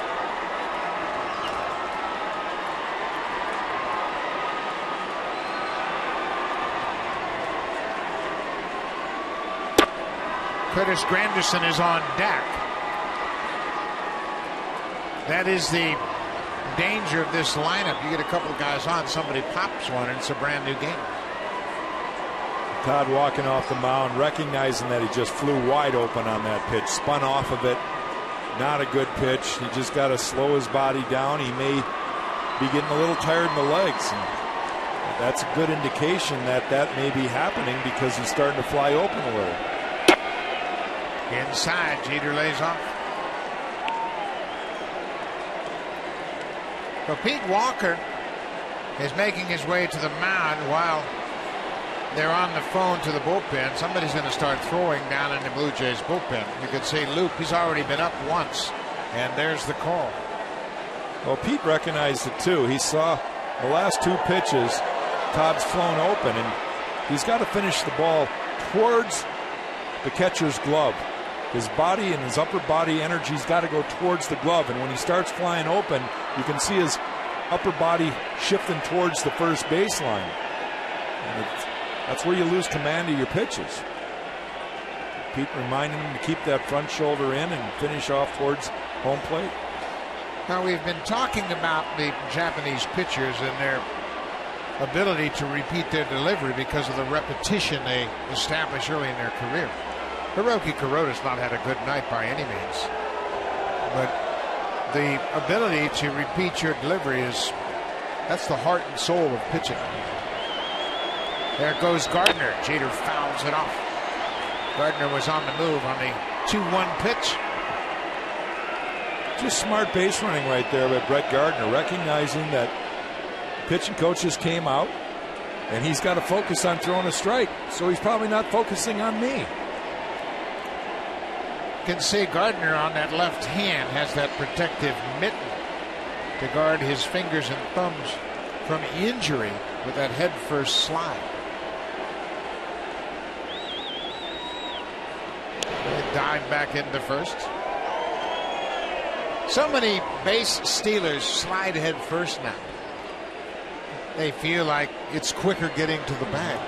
But I'll tell you one thing that it does. It certainly doesn't cause any concern by the middle infielders. They're not worried about spikes coming down their way. No, if you knew that everybody was going to slide head first, you'd drop your knee and block the bag.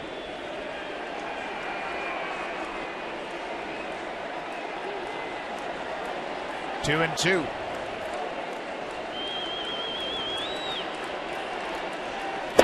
Peter waves at it and strikes out. Second time he's gone down swinging tonight. Big strikeout for Todd right there. Number 5 on the night.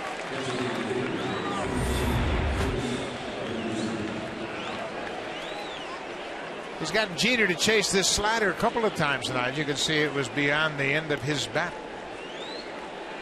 Another good indication they don't pick up the spin on his breaking ball when he throws it down and away. Also a good indication that Derek Jeter is in mid-season form, because that's a pitch he doesn't offer at very often. Well, you know this, having pitched so long, that's the last thing that comes for a hitter, their ability to hit breaking pitches. And he's in spring training, despite the fact we're in late August.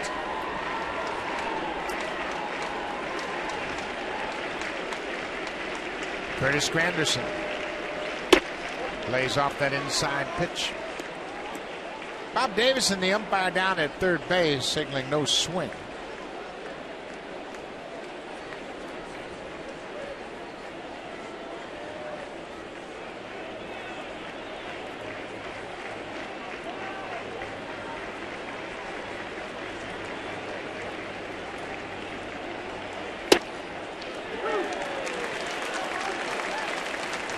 One ball, 2 strikes. Redmond with 5 strikeouts so far, trying to close out the 5th. Aaron Luke continues to throw in the Blue Jays bullpen.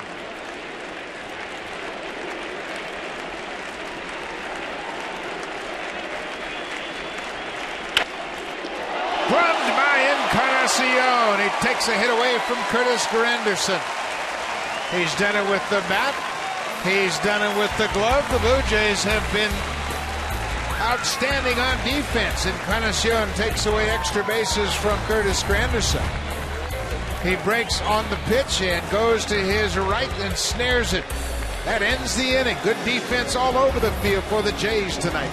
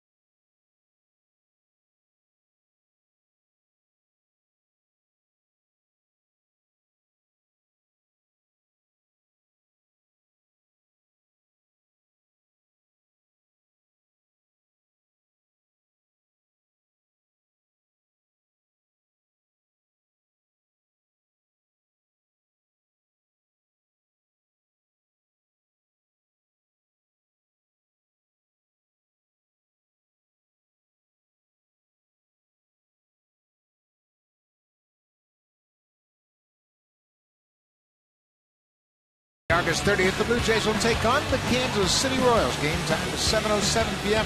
Come on down to Rogers Center early and check out the pre-game festivities happening outside of Gate 10.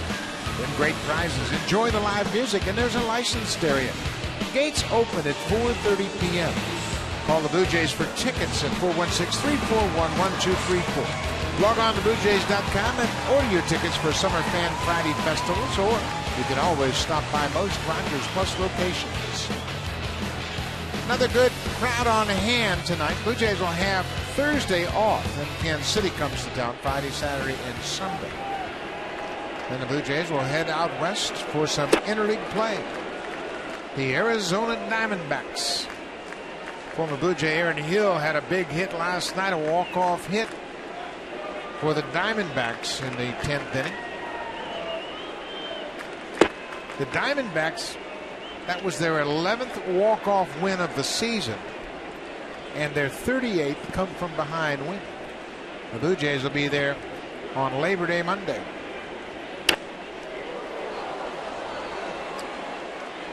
Boy, doesn't Laurie look good at the plate? I was going to say he's upset with himself for missing that hanging breaking ball, but a couple months ago he wouldn't even come close to that pitch, so it shows the progress he's making.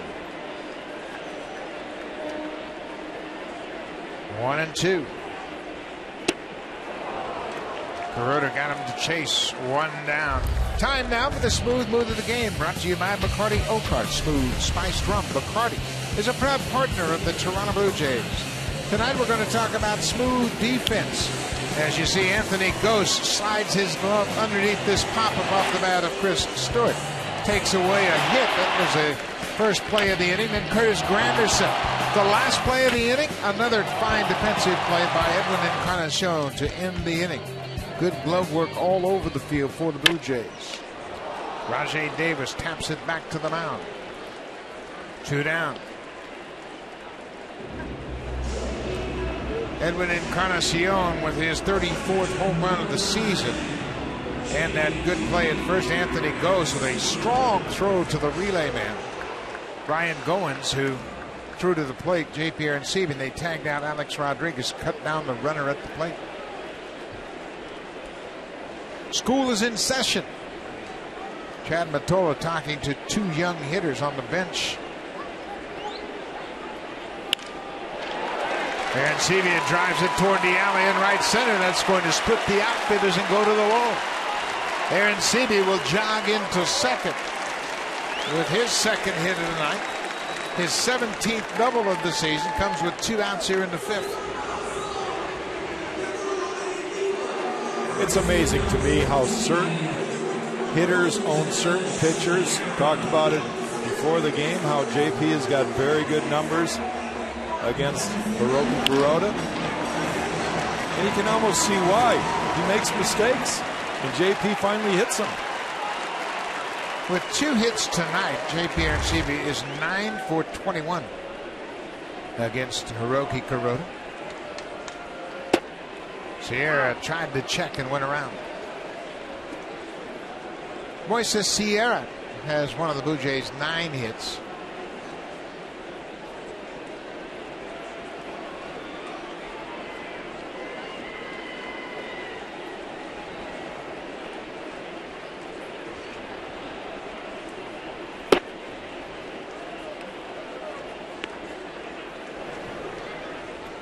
Jabba Chamberlain starting to loosen up for the Yankees. Kuroda's thrown 96 pitches. Blue Jays had a bat around inning in the first. They sent 9 men to the plate, scored 4 runs. They've done a nice job of laying off those borderline pitches tonight.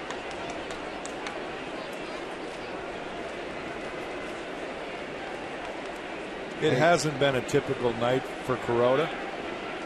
But again, you mentioned one of the reasons. The Jays been lucky enough not to be swinging out of the zone. It says popped up Overbay, the first baseman, over near the seats. It's out of play.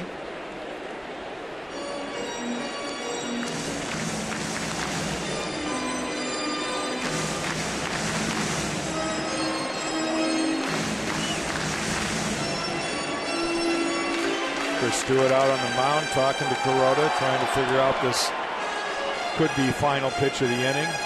What do you want to throw? If you miss, what do you want to come back with?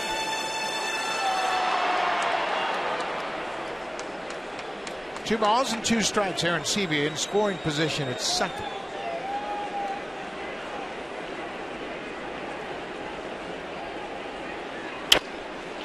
Off the end of the bat, lifted into right field.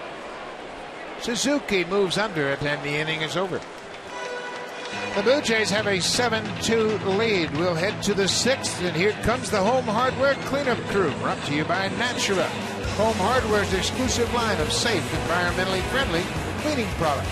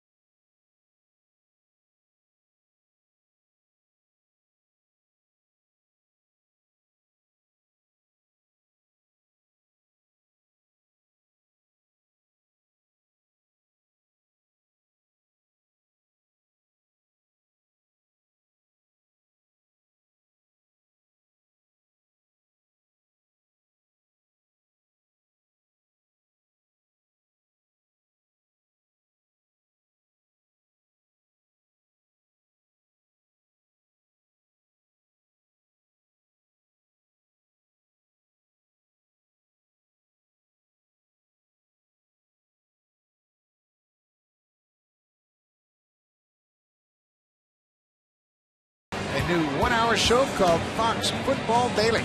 You'll see guys like Randy Barber, Randy Moss, and Brian Urlacher. They'll have all the latest news and analysis. Fox Football Daily, 6 p.m. Eastern, 3 p.m. Pacific. Weekdays on Sportsnet 1. You certainly will want to check it out. Get ready for your NFL fantasy leagues. And just around the corner, September 5th, Thursday night.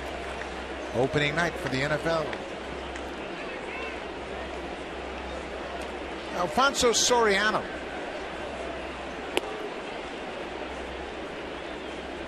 Boy, Soriano has done a great job of adding life to this team.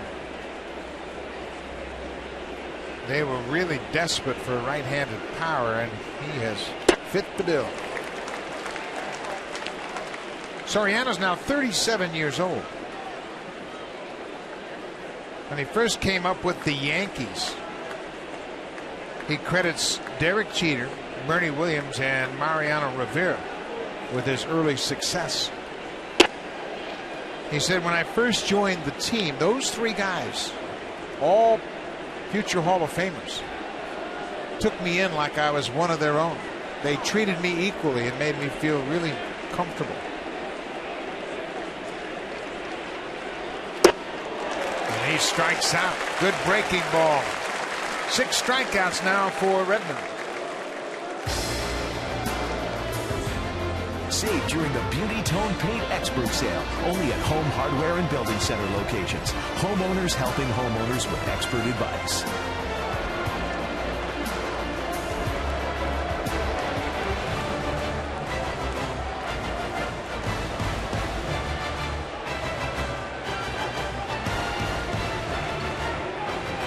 Blue Jays lead at 7-2 as the Yankees are batting in the 6th. Alex Rodriguez, another fastball, and he just can't get the head out. No, that was a very hittable fastball too, but Alex just a little slow right now. Hit a home run against Dickey on a knuckleball. Hit a breaking ball off Ismail Rogers to center field, and then his base hit last time up was a breaking ball.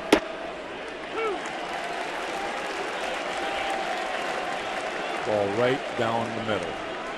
And he's fooled by it because he's sitting on breaking ball. You got to recognize that as a pitcher. When a guy takes a look like that and it surprises him, he's not ready for it.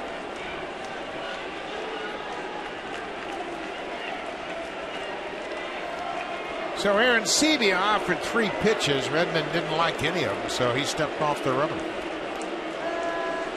Redmond is ahead 0-2. Has 6 strikeouts so far tonight.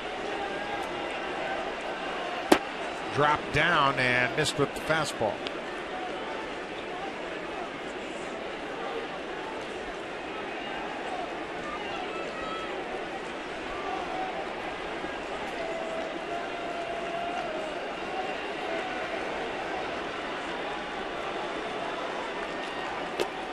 Breaking ball way outside.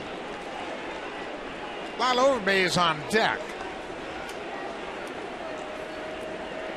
Aaron Loop has warmed up. He appears to be ready down in the bullpen, and that's the magic number.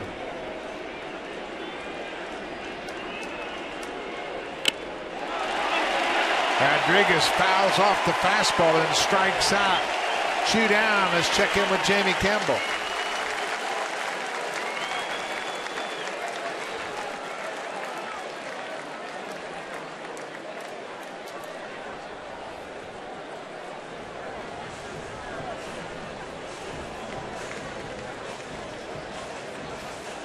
Thank you, Jamie. Homer Bailey hasn't allowed a hit through his first 2 innings, and Wainwright, boy, he got hammered. 2 innings, 9 earned runs, and Todd Redmond gets a couple of strikeouts here in the 6th and leaves to a nice ovation.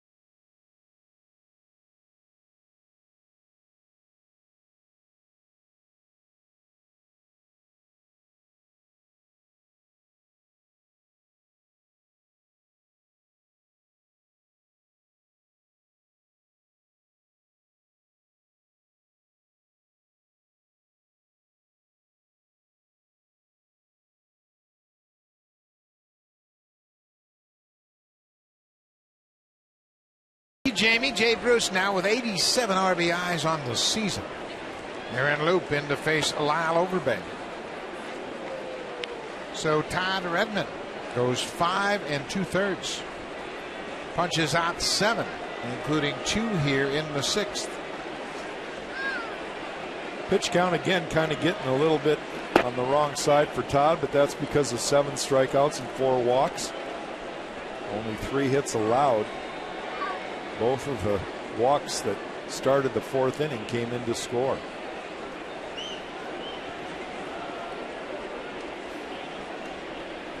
Overbay bounces it towards second.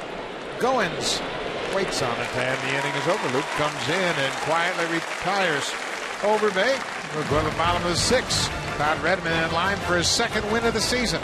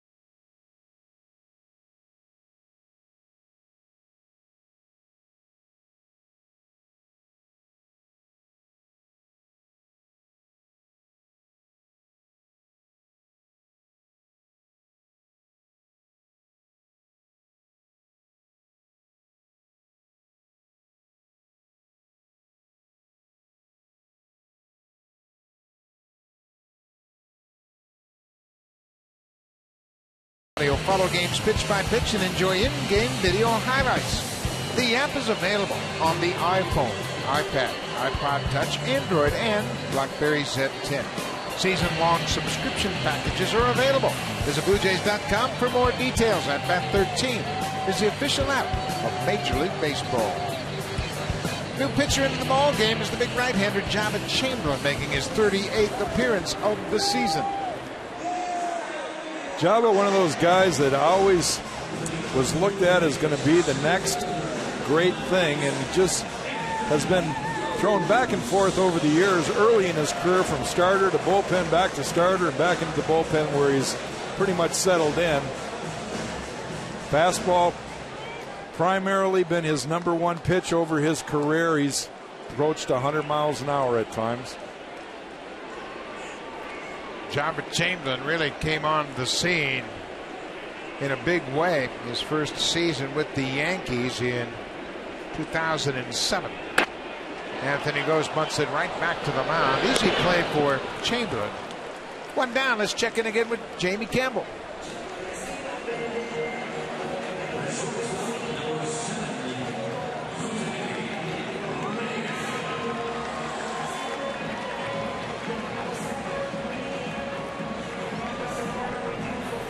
Thank you, Jamie. Chris Davis not only hitting home runs, he's hitting for an average. He's hitting .304 with 2 more hits tonight. And Davis now has 120 RBIs.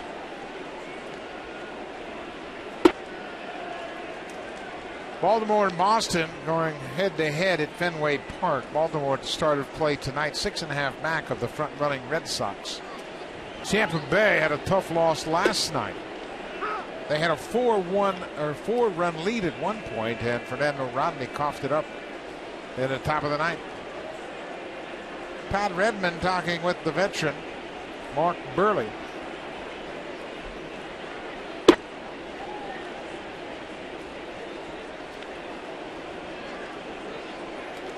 Jabba Chamberlain in the ballgame in relief of the starter, Hiroki Kuroda. And Kuroda had another rough night.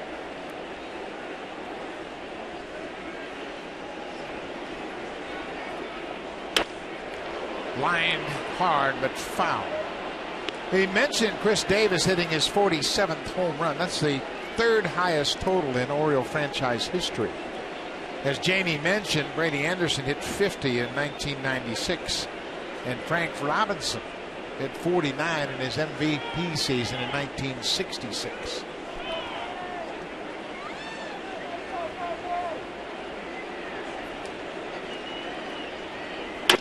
Reyes bounces it up the middle. Mark Reynolds makes a good play. Reyes is retired. 2 quick outs. Pat Redmond had a couple of strikeouts in the 6th, and then he gave way to the reliever Aaron Loop. He goes 5 2/3. Once again, doesn't give up many hits. The 4 walks proved costly, as 2 of those walks came in to score. Through 101 pitches, he's looking for his 2nd win of the season. The Jays spotted him with a little cushion early in the game. At one time he had a 7-run lead. Now that's dwindled down to a 5-run lead. But a good effort by Redmond. Pitch count kind of biting him a little bit. But he'll take it, and the Jays will take it. Now it's up to the bullpen to do what they've been doing all year long, closing out the last part of the ballgame. Brian Goins, 2 for 3.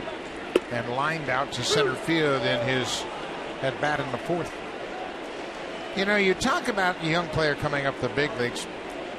It's kind of interesting, but conditions are much better to hit up here than they are in the minor leagues.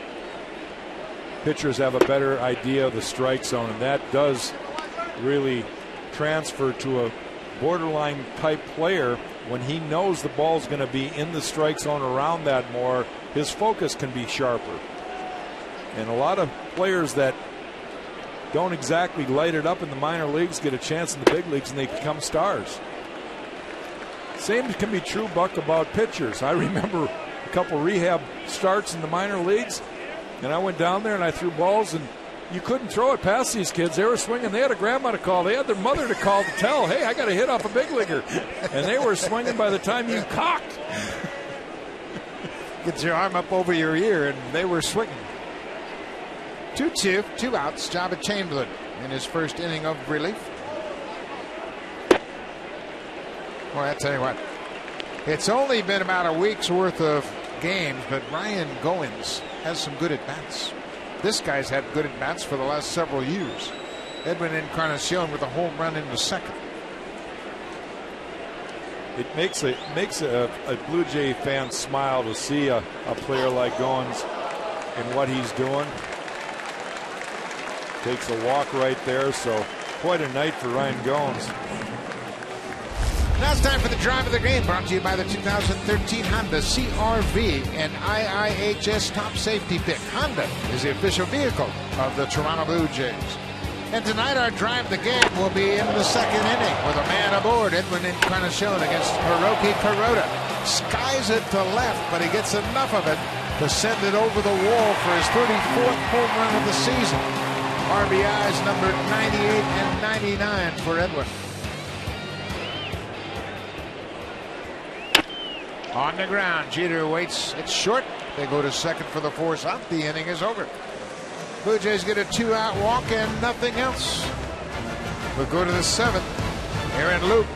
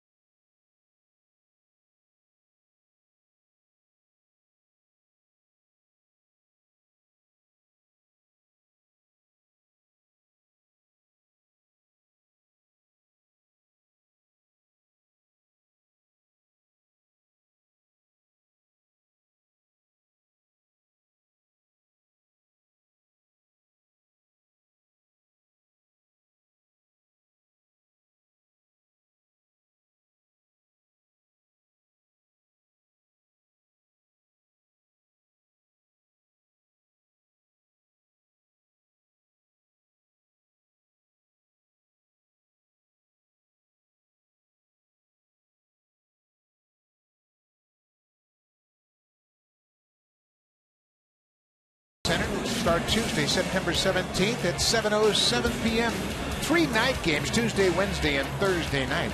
Blue Jays will take on the Yankees. You can call the Blue Jays at 416-341-1234 to pick up your Blue Jays Yankees tickets. Log on to BlueJays.com and order your tickets, or you can stop by most Rogers Plus locations. That'll be the second to last homestand. The Yankees will wrap up that 3-game series. The Blue Jays will go to Boston, Chicago, and Baltimore, and then come home for the final weekend of the season against the Tampa Bay Rays. Games are being ticked off very quickly. We are here in the 28th of August. Remember, the Kansas City Royals will be here over the weekend, and the Blue Jays are going to see their best. Irvin Santana, Jeremy Guthrie, and James Shields slated to start for the Royals. Kansas City has made some nice strides this season. They're riding a 3-game win streak as we speak. 3 games over 500 at 70, 67, and 64. Probably a little too far out of the picture. They're 7 back in the wild card race. But you got to knock on the door before you can kick it in. Well, the mere fact that they're not in the cellar of the Central Division is a huge plus. They've been living there for a few years. Mark Reynolds with an 0-2 count fouls it off.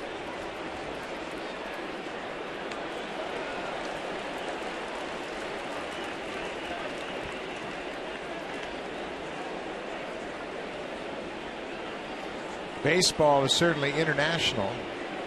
Dominican Republic and Japan, things still are the same on the bench. 0-2. Line drive into left field. That'll get down for a base hit. Mark Reynolds has his second hit of the night. A leadoff single in the 7th. Sergio Santos cranking it up down in the bullpen. Loop came in to end the 6th. Remember, Robinson Cano is injured, probably unavailable. He's got his hand heavily wrapped. He was hit on his left hand last night in the 1st inning, so you don't have to worry about his bat for a few days, I'm sure. Suzuki takes one outside. Ichiro has lined out to the 3rd baseman and grounded out to 2nd.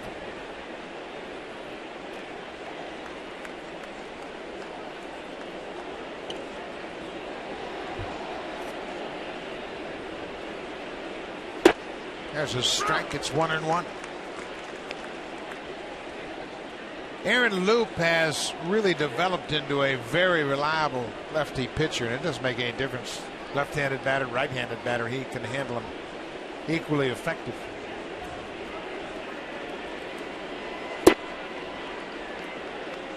His changeup has really added another dimension to his pitching this year. He does such a good job of locating that changeup. It's 8 to 10 miles an hour slower than his fastball, and of course his real plus is his arm angle coming basically from second base. Encarnacion will go to second. They get the lead runner, and that's all they'll get. Encarnacion fired to Reyes, who forced Reynolds at second. Had no chance to get Ichiro as he runs way too well. So that's the first out of the top half of the 7th. Edward right here showing his defense again, coming up with another very good play, going to second base to get the lead runner. Possibility of turning a double play there, but with Ichiro running, not the easiest thing to do. Catcher Chris Stewart takes a strike. Stewart has flied out twice.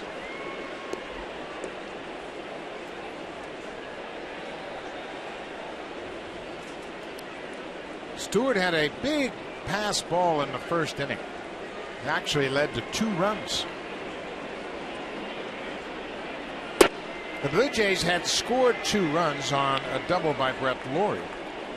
J.P. Arancibia was called out on strike 3, but it bounced off Stewart's glove, went for a pass ball. Arancibia reached, and on the throw to first base, Stewart committed an error that allowed both runs to come in to score.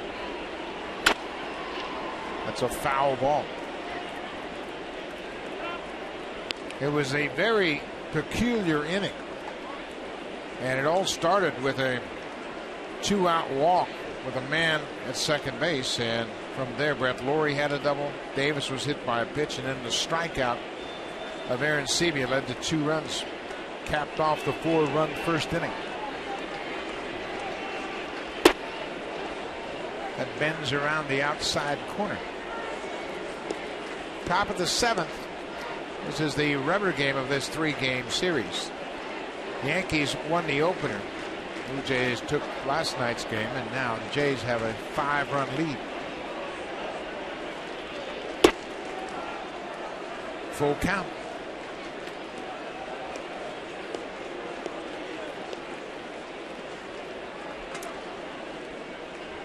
Leadoff man Brett Gardner is waiting on deck. Suzuki at first base. Changeup, and a good one. In a good spot. Stewart strikes out.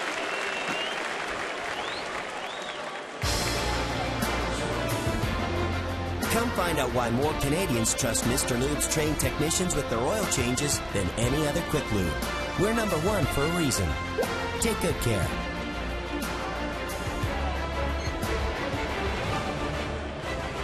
Open air baseball at Rogers Center. Started this game. The roof was closed, but the clouds have moved away, and it's a beautiful night. Top of the order, Brett Gardner has struck out and walked twice. Luke gets ahead with a strike. Aaron Loup has got a little slower pace than Todd Redmond. The game's moving a little slower, but very important inning for him and the Jays right here.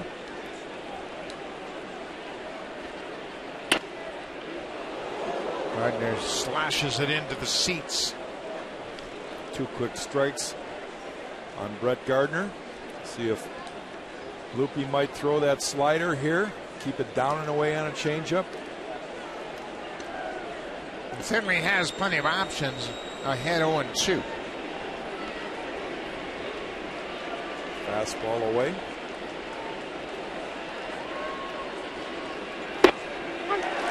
Good pitch.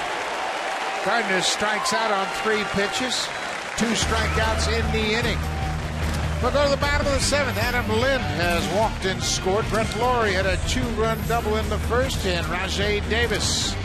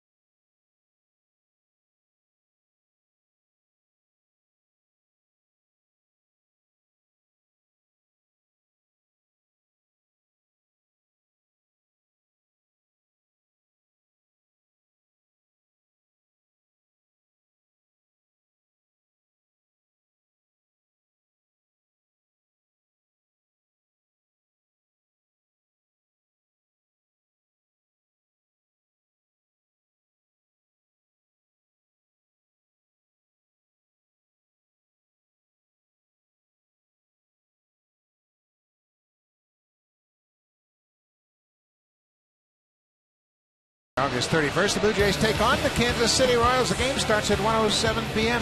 There are special kids prize tickets in the 200 and 500 level outfield seats.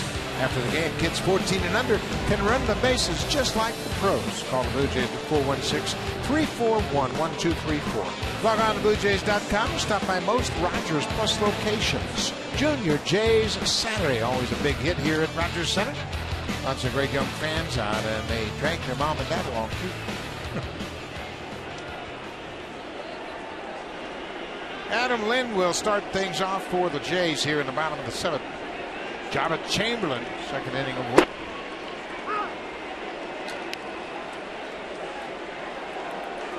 Lind had a big at bat in the first inning against Hiroki Kuroda. He worked him for a 2-out walk. That set the table for Brett Laurie's 2-run double.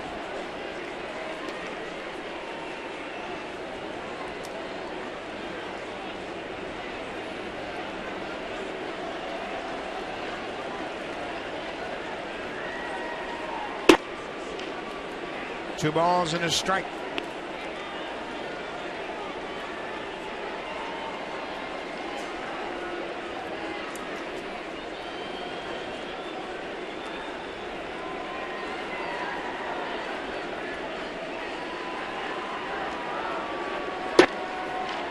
Breaking ball catches the outside corner. We mentioned Chamberlain really made a splash when he came on the scene in 2007. He went from A-ball Tampa all the way through the system up to the Yankees and pitched in 19 games at the end of the season. And really became a hit in the Bronx. He threw a total of 24 innings, had 34 strikeouts and just 6 walks. He looks like he was going to be the heir apparent to Mariano Rivera as the closer. And then things kind of got derailed as they tried him in a starting role. He started 12 games in 2008, 31 games in 2009.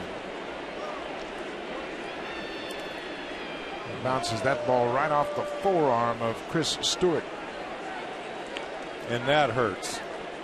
Chris Stewart went down to block that ball. The ball hopped, came up and bit him right there above the glove and the wrist or the forearm. Inner part of his hand, you're going to see it right here. Opens the glove, it bounces and comes up off the wrist, right on the bone. Ouch. Lynn strikes out. That's the first out of the seventh. Hiroki Kuroda really had a tough game tonight. He fell behind early. He gave up 4 runs, just 2 earned runs in the first inning on 3 hits and an error. Overall, he went 5 innings. Charged with 5 earned runs, 9 hits, a walk, and 4 strikeouts. He threw a total of 99 pitches over his 5 innings of work.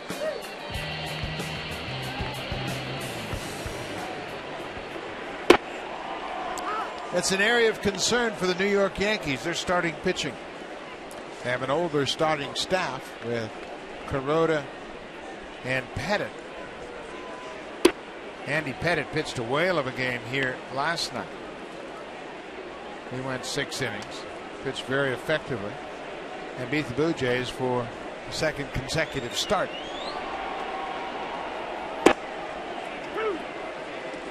One and 2 to Brett Lawrie.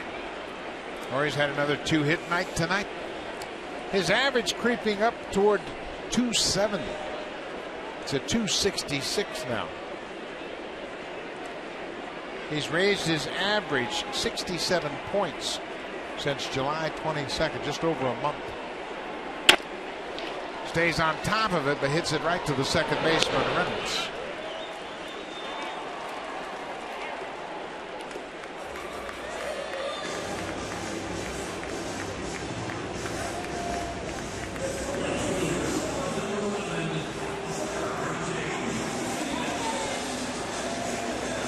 Rajay Davis will step in the box against Jabba Chamberlain with 2 outs.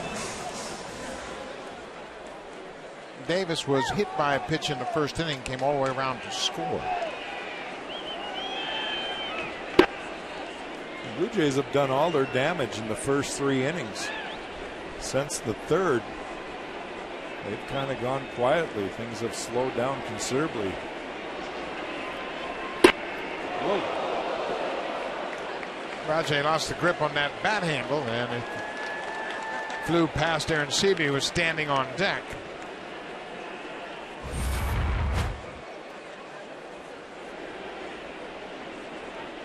When a hitter is off balance and his timing is disrupted, you can see he doesn't have a very good grip on that bat, and that's what happened with Davis. Looked in his hands in disbelief as that bat just flew out of his batting gloves. Hits this to third. Rodriguez has it. Easy inning for Jabba Chamberlain. The Jays go in order in the 7th. We'll go to the 8th. The Blue Jays have a 5-run lead against the Yankees.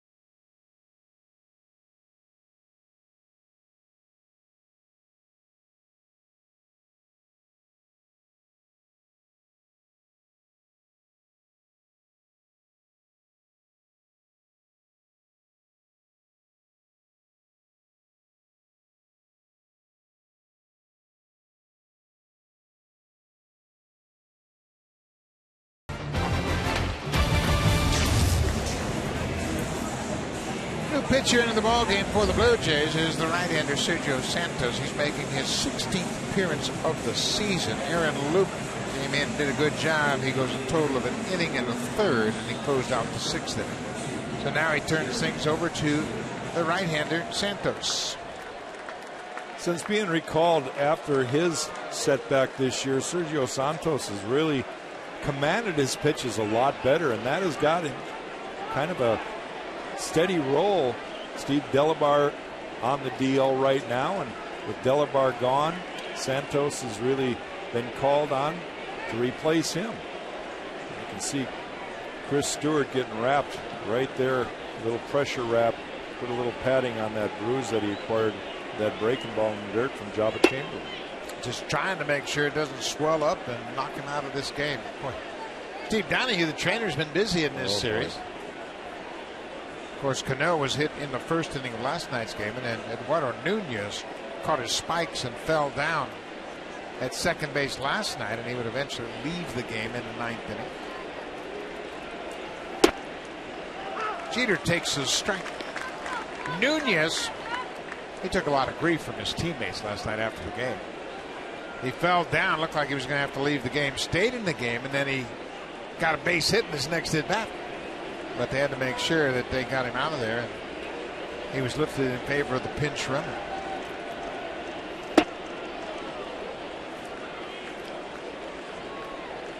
You see it more with the Yankees because of the veteran ball players on the team. They kid around a lot. They laugh a lot. Their coaches laugh a lot. They have fun together. And yet it's in a crazy sort of way, a dysfunctional group. Jeter slices this to right. Sierra was shaded over toward the foul line. Here is Nunez last night. The ball was hit off Jeter's glove, and Nunez was just going to go out for center field. He caught his spikes and fell in a heap. And it took a long time as the trainer came out to examine him, and his is pregame. Talk about veterans giving him a hard time. That's Jabba Chamberlain. Scene of the crime. Yeah. Vernon Wells laying down there trying to put the body part down there, and of course Jabba having a little fun with the tape. Now that's a great part of the camaraderie of a ball club. You mentioned veteran guys, and Jeter's as big an instigator as anybody. And he'll lead the chorus during BP, and he's always chattering, getting on somebody, making sure nobody sloughs off. Curtis Granderson, big swing and a miss. He's behind 0-2. But he's the captain. He sets the tone for this ball club. He's been doing it ever since he got here. He was a teammate of his manager, Joe Girardi. And I'm sure Girardi appreciates the leadership that Jeter brings to the ball club. Strike 3 count, Sergio Santos. That's what you were talking about, Jack. He's made much better quality pitches since he's come off the DL. Finishes them off with a good changeup right here. Keeps it away, a little bit up, but good movement right there. Serge has definitely done a good job since he's been recalled. 3 strikeouts for the bullpen. Lupe had a pair of strikeouts. Santos gets his first. Alfonso Soriano, 2 outs. Nothing like strike 1. That's sweet music to John Gibbons.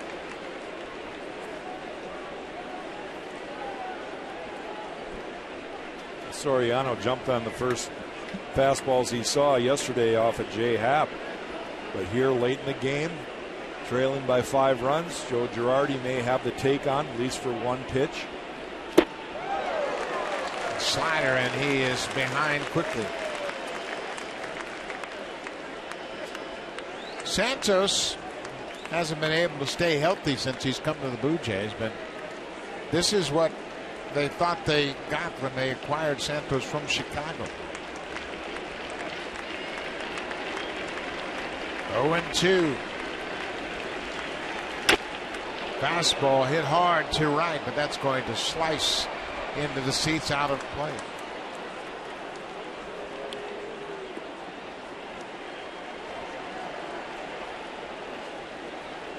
The bullpen has been one bright spot for the ball club in an otherwise disappointing season. And even in this month of August, they have tailed off somewhat, due in part, I'm sure, to the workload. Soriano stays alive. Casey Jansen, he hasn't worked much at all lately because they haven't had many save opportunities. Casey got his last save down in Houston, last game down there. Save number 24 on the year.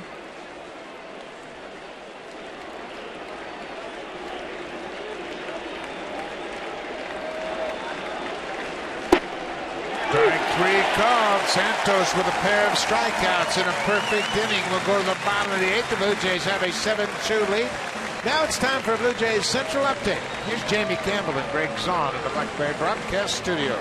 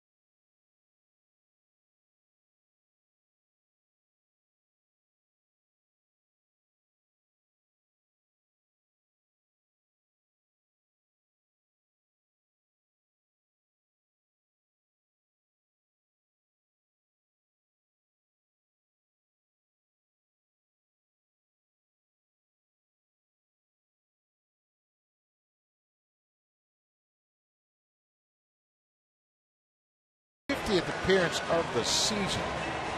Kelly last worked on Sunday down in Tampa Bay. And he's done a pretty good job of retiring the first batters, 36 for 48 this season. He's on to work the eighth inning in relief of Java Chamberlain. Kelly will face the bottom third of the Blue Jays order. J.P. Arancibia, Moises Sierra, and Anthony Gose.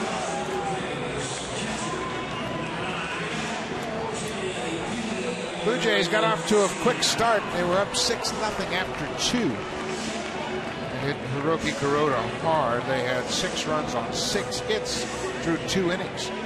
Then it's been kind of tough sledding for the Blue Jays offensively. They managed just 1 run on 3 hits the rest of the way. But the Blue Jays pitchers have made it stand up. Arancibia takes one up and away.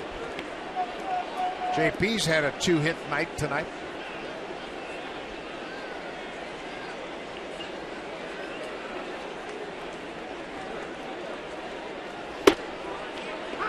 That strike makes it 1-1.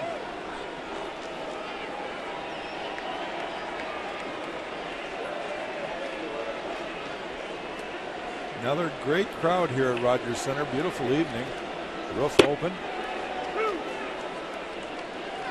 This is the biggest crowd of the series tonight. 36,565. The 3-game series total, 105,853. Monday, Tuesday, and Wednesday. The fans continue to support this ball club very well. And the Blue Jays just 3 outs away, the bottom of the 9th, from winning the series against the Yankees. Something they haven't done in a while.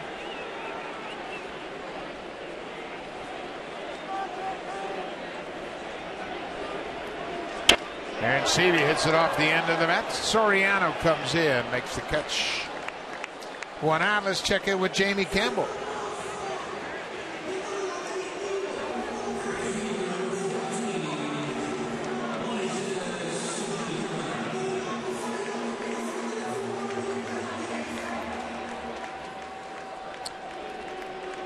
Pittsburgh picked up 36 home runs in that trade. Marlon Byrd came over with 21 home runs. John Buck had 15. And Moises Sierra was trying to hit one to Oshawa. He almost corkscrewed himself into the ground. He had such a big swing. Those are swings that they wouldn't take twice a generation ago. Well, they wouldn't. The second one wouldn't take place. The first one might have. Well, that's my point. They wouldn't take two a generation ago. 0-1. Breaking ball, and Sierra stays on it. He gets his second hit of the night. And a good job of hitting that slider. This copyrighted telecast is presented by authority of Rogers Blue Jays Baseball Partnership. It may not be reproduced or retransmitted in any form.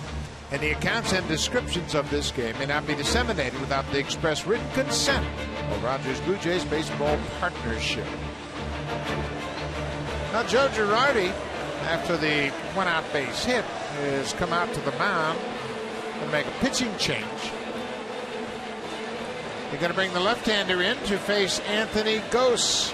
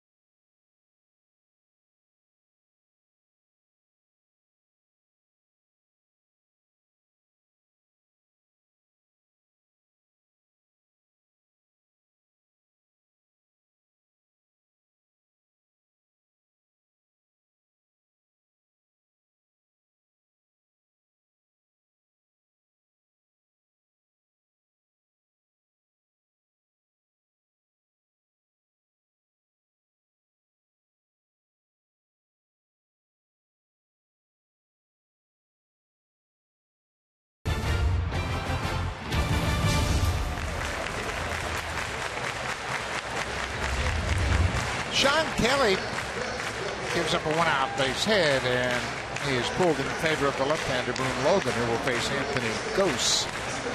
Logan working in his 55th game. He, too, like Kelly, worked on Sunday at Tampa Bay. That was his last outing, so Joe Girardi thinks that Logan needs a little bit of work here, so he has cranked him up to face Anthony Gose.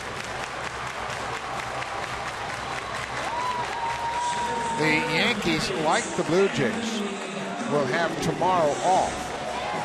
Then they will go home to take on the Orioles. 3-game series over the weekend. Chicago comes in for 3, and then the Boston Red Sox for 4. So it's a 10-game homestand when the Yankees go back to New York and pick it up on Friday night. Anthony Gose had a base hit back in the 3rd inning.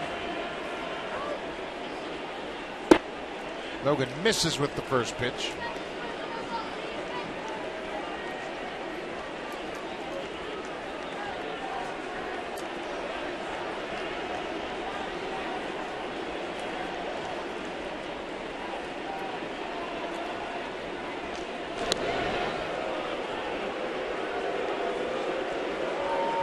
We are in the 8th inning, and the Blue Jays have had the lead all night long.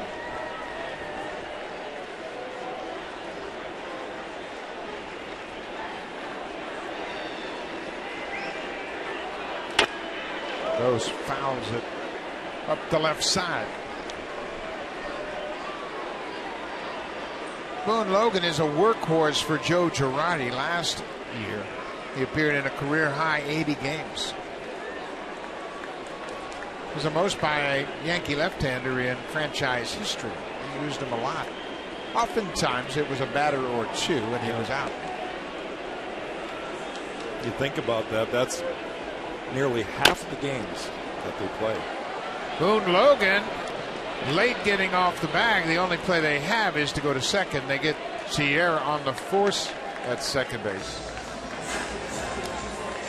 Well, the Yankees are getting almost to the point of no return. You can see they are 5 games back of the Athletics for that second wild card spot. 5 games in the loss column, 4.5 games in the standings. Tampa Bay has the first wild card spot, Athletics the second, then the Indians, the Orioles, and the Yankees. So the Yankees are going to have to get on a hot streak if they hope to get to the postseason. They dug a hole for themselves early in this season. They're going to have a chance to play the Orioles quite a bit. They've got 7 more games with the Orioles. They've got 7 more with the Red Sox as well. Interesting that they have the San Francisco Giants at home for 3 games. September 20th, 21st, and 22nd.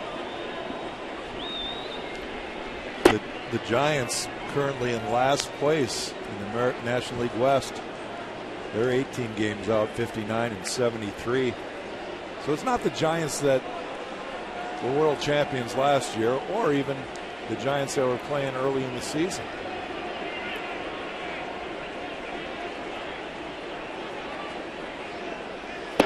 Well, the interesting series will be the final series of the season for the Yankees. If they can keep it close within striking distance, they will be in Houston to take on the Astros the final weekend of the series. And of course, we have seen the way the ball flies out of that ballpark, and the Yankees would have an opportunity to maybe push their way into the postseason, but they've got to make up some ground before they get there.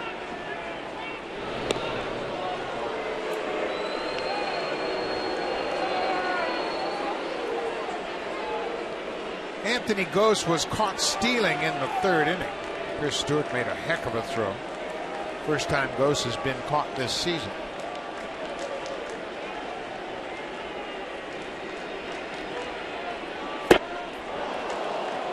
Reyes took a wild swing at that pitch down and away. Sometimes hitters just make up their mind they're swinging. I'm convinced of that. They're guessing maybe fastball. I'm going to get one inner half or outer half. Once they commit, they just follow through. Pitching or hitting coaches just hate it when hitters just take half swings. So you might as well let her go. Swing hard in case you hit it. 3-1 to Reyes. In the bottom of the 8th inning, Boone Logan came in the ballgame to face Anthony Gose, and Gose hit into the fielder's choice. He's at first. Sierra was out at second. Blue Jays with 7 runs on 10 hits. The Yankees with 2 runs on 4 hits. Reyes bounces it to Jeter. They toss to second. That'll end the inning. We'll go to the 9th. The Blue Jays trying to win the series. The veteran Darren Oliver will come on to pitch tonight.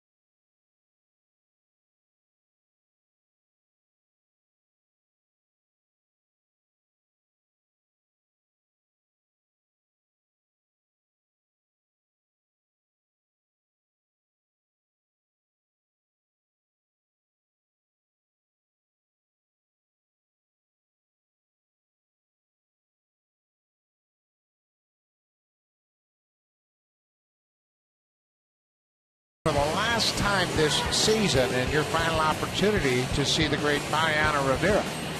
It'll start September 17th, 3-night game, 17th, 18th, and 19th. For tickets, call the Blue Jays at 416-341-1234. Log on to BlueJays.com. Stop by most Rogers Plus locations. The great Mariano Rivera winding things down. He is on a farewell tour all season long. Those games in September will be the last time that Mariano, a future first-round Hall of Famer, will visit Rogers Center wearing a Yankee uniform as a player. Inside, Alex Rodriguez jumps back from an inside pitch.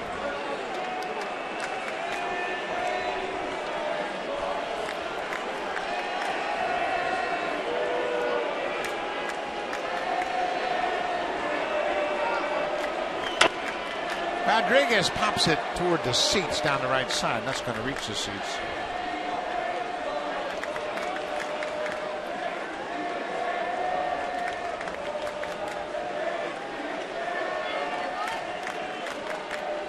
Rodriguez has singled in 3 at-bats, drove in a run in the 4th.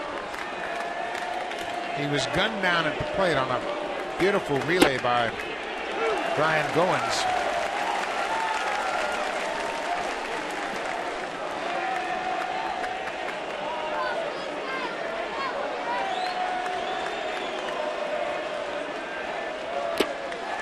Strikes out for a 3rd time tonight.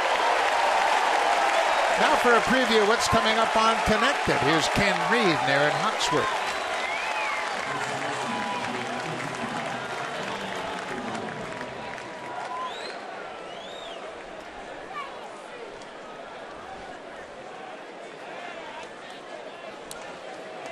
Thank you, Ken and Aaron, and you'll be up to speed with everything around the sports world right after this ball game. Connected. Yasiel Puig, very talented, very excitable, emotional young player. And Don Mattingly certainly doesn't want to have anything go sideways at this point of the season. Oliver quickly ahead of Overbay, 0-2. Amazing what has happened in LA with the Dodgers, where they were just prior to the All-Star game, where Don Mattingly was as a manager, probably close to being considered to be fired. And he decided that he was going to go out his way if he's going to get fired. And Oliver makes quick work of Lyle Overbay, 2 down. But you're right, isn't it interesting? All of a sudden they get Hanley Ramirez back. Yasiel Puig comes up from the minor leagues, and Mattingly's a genius again. Don Mattingly didn't deserve the rumors that were surrounding him for sure. No, he is a quality person and knows the game of baseball inside and out. But the Dodgers themselves turned things around completely in first place in the National League West. 8.5 game lead over the Diamondbacks. Mark Reynolds gets a base hit on the first pitch. Reynolds with a 3-hit night. His first night as the starting second baseman. Filling in for 2 injured infielders, Robinson Cano and Eduardo Nunez, and Reynolds with a 3-hit effort. He has 3 of the 5 Yankee hits tonight. And he's done a good job on defense. So there are 2 outs. Ichiro Suzuki is 0 for 3. Blue Jays trying to take the series 2-1.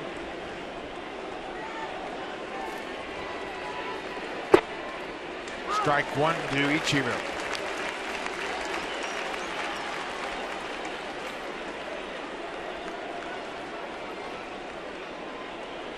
This would be just the 3rd win for the Jays against New York this season.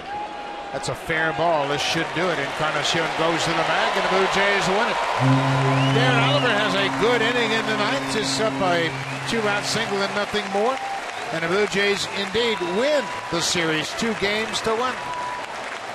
Off day tomorrow for the Jays. The Royals will be in town Friday night. Mark Burley will open it up against Irvin Santana. Stay tuned. Ken Reed, Aaron Hawksworth, Connected, coming right up.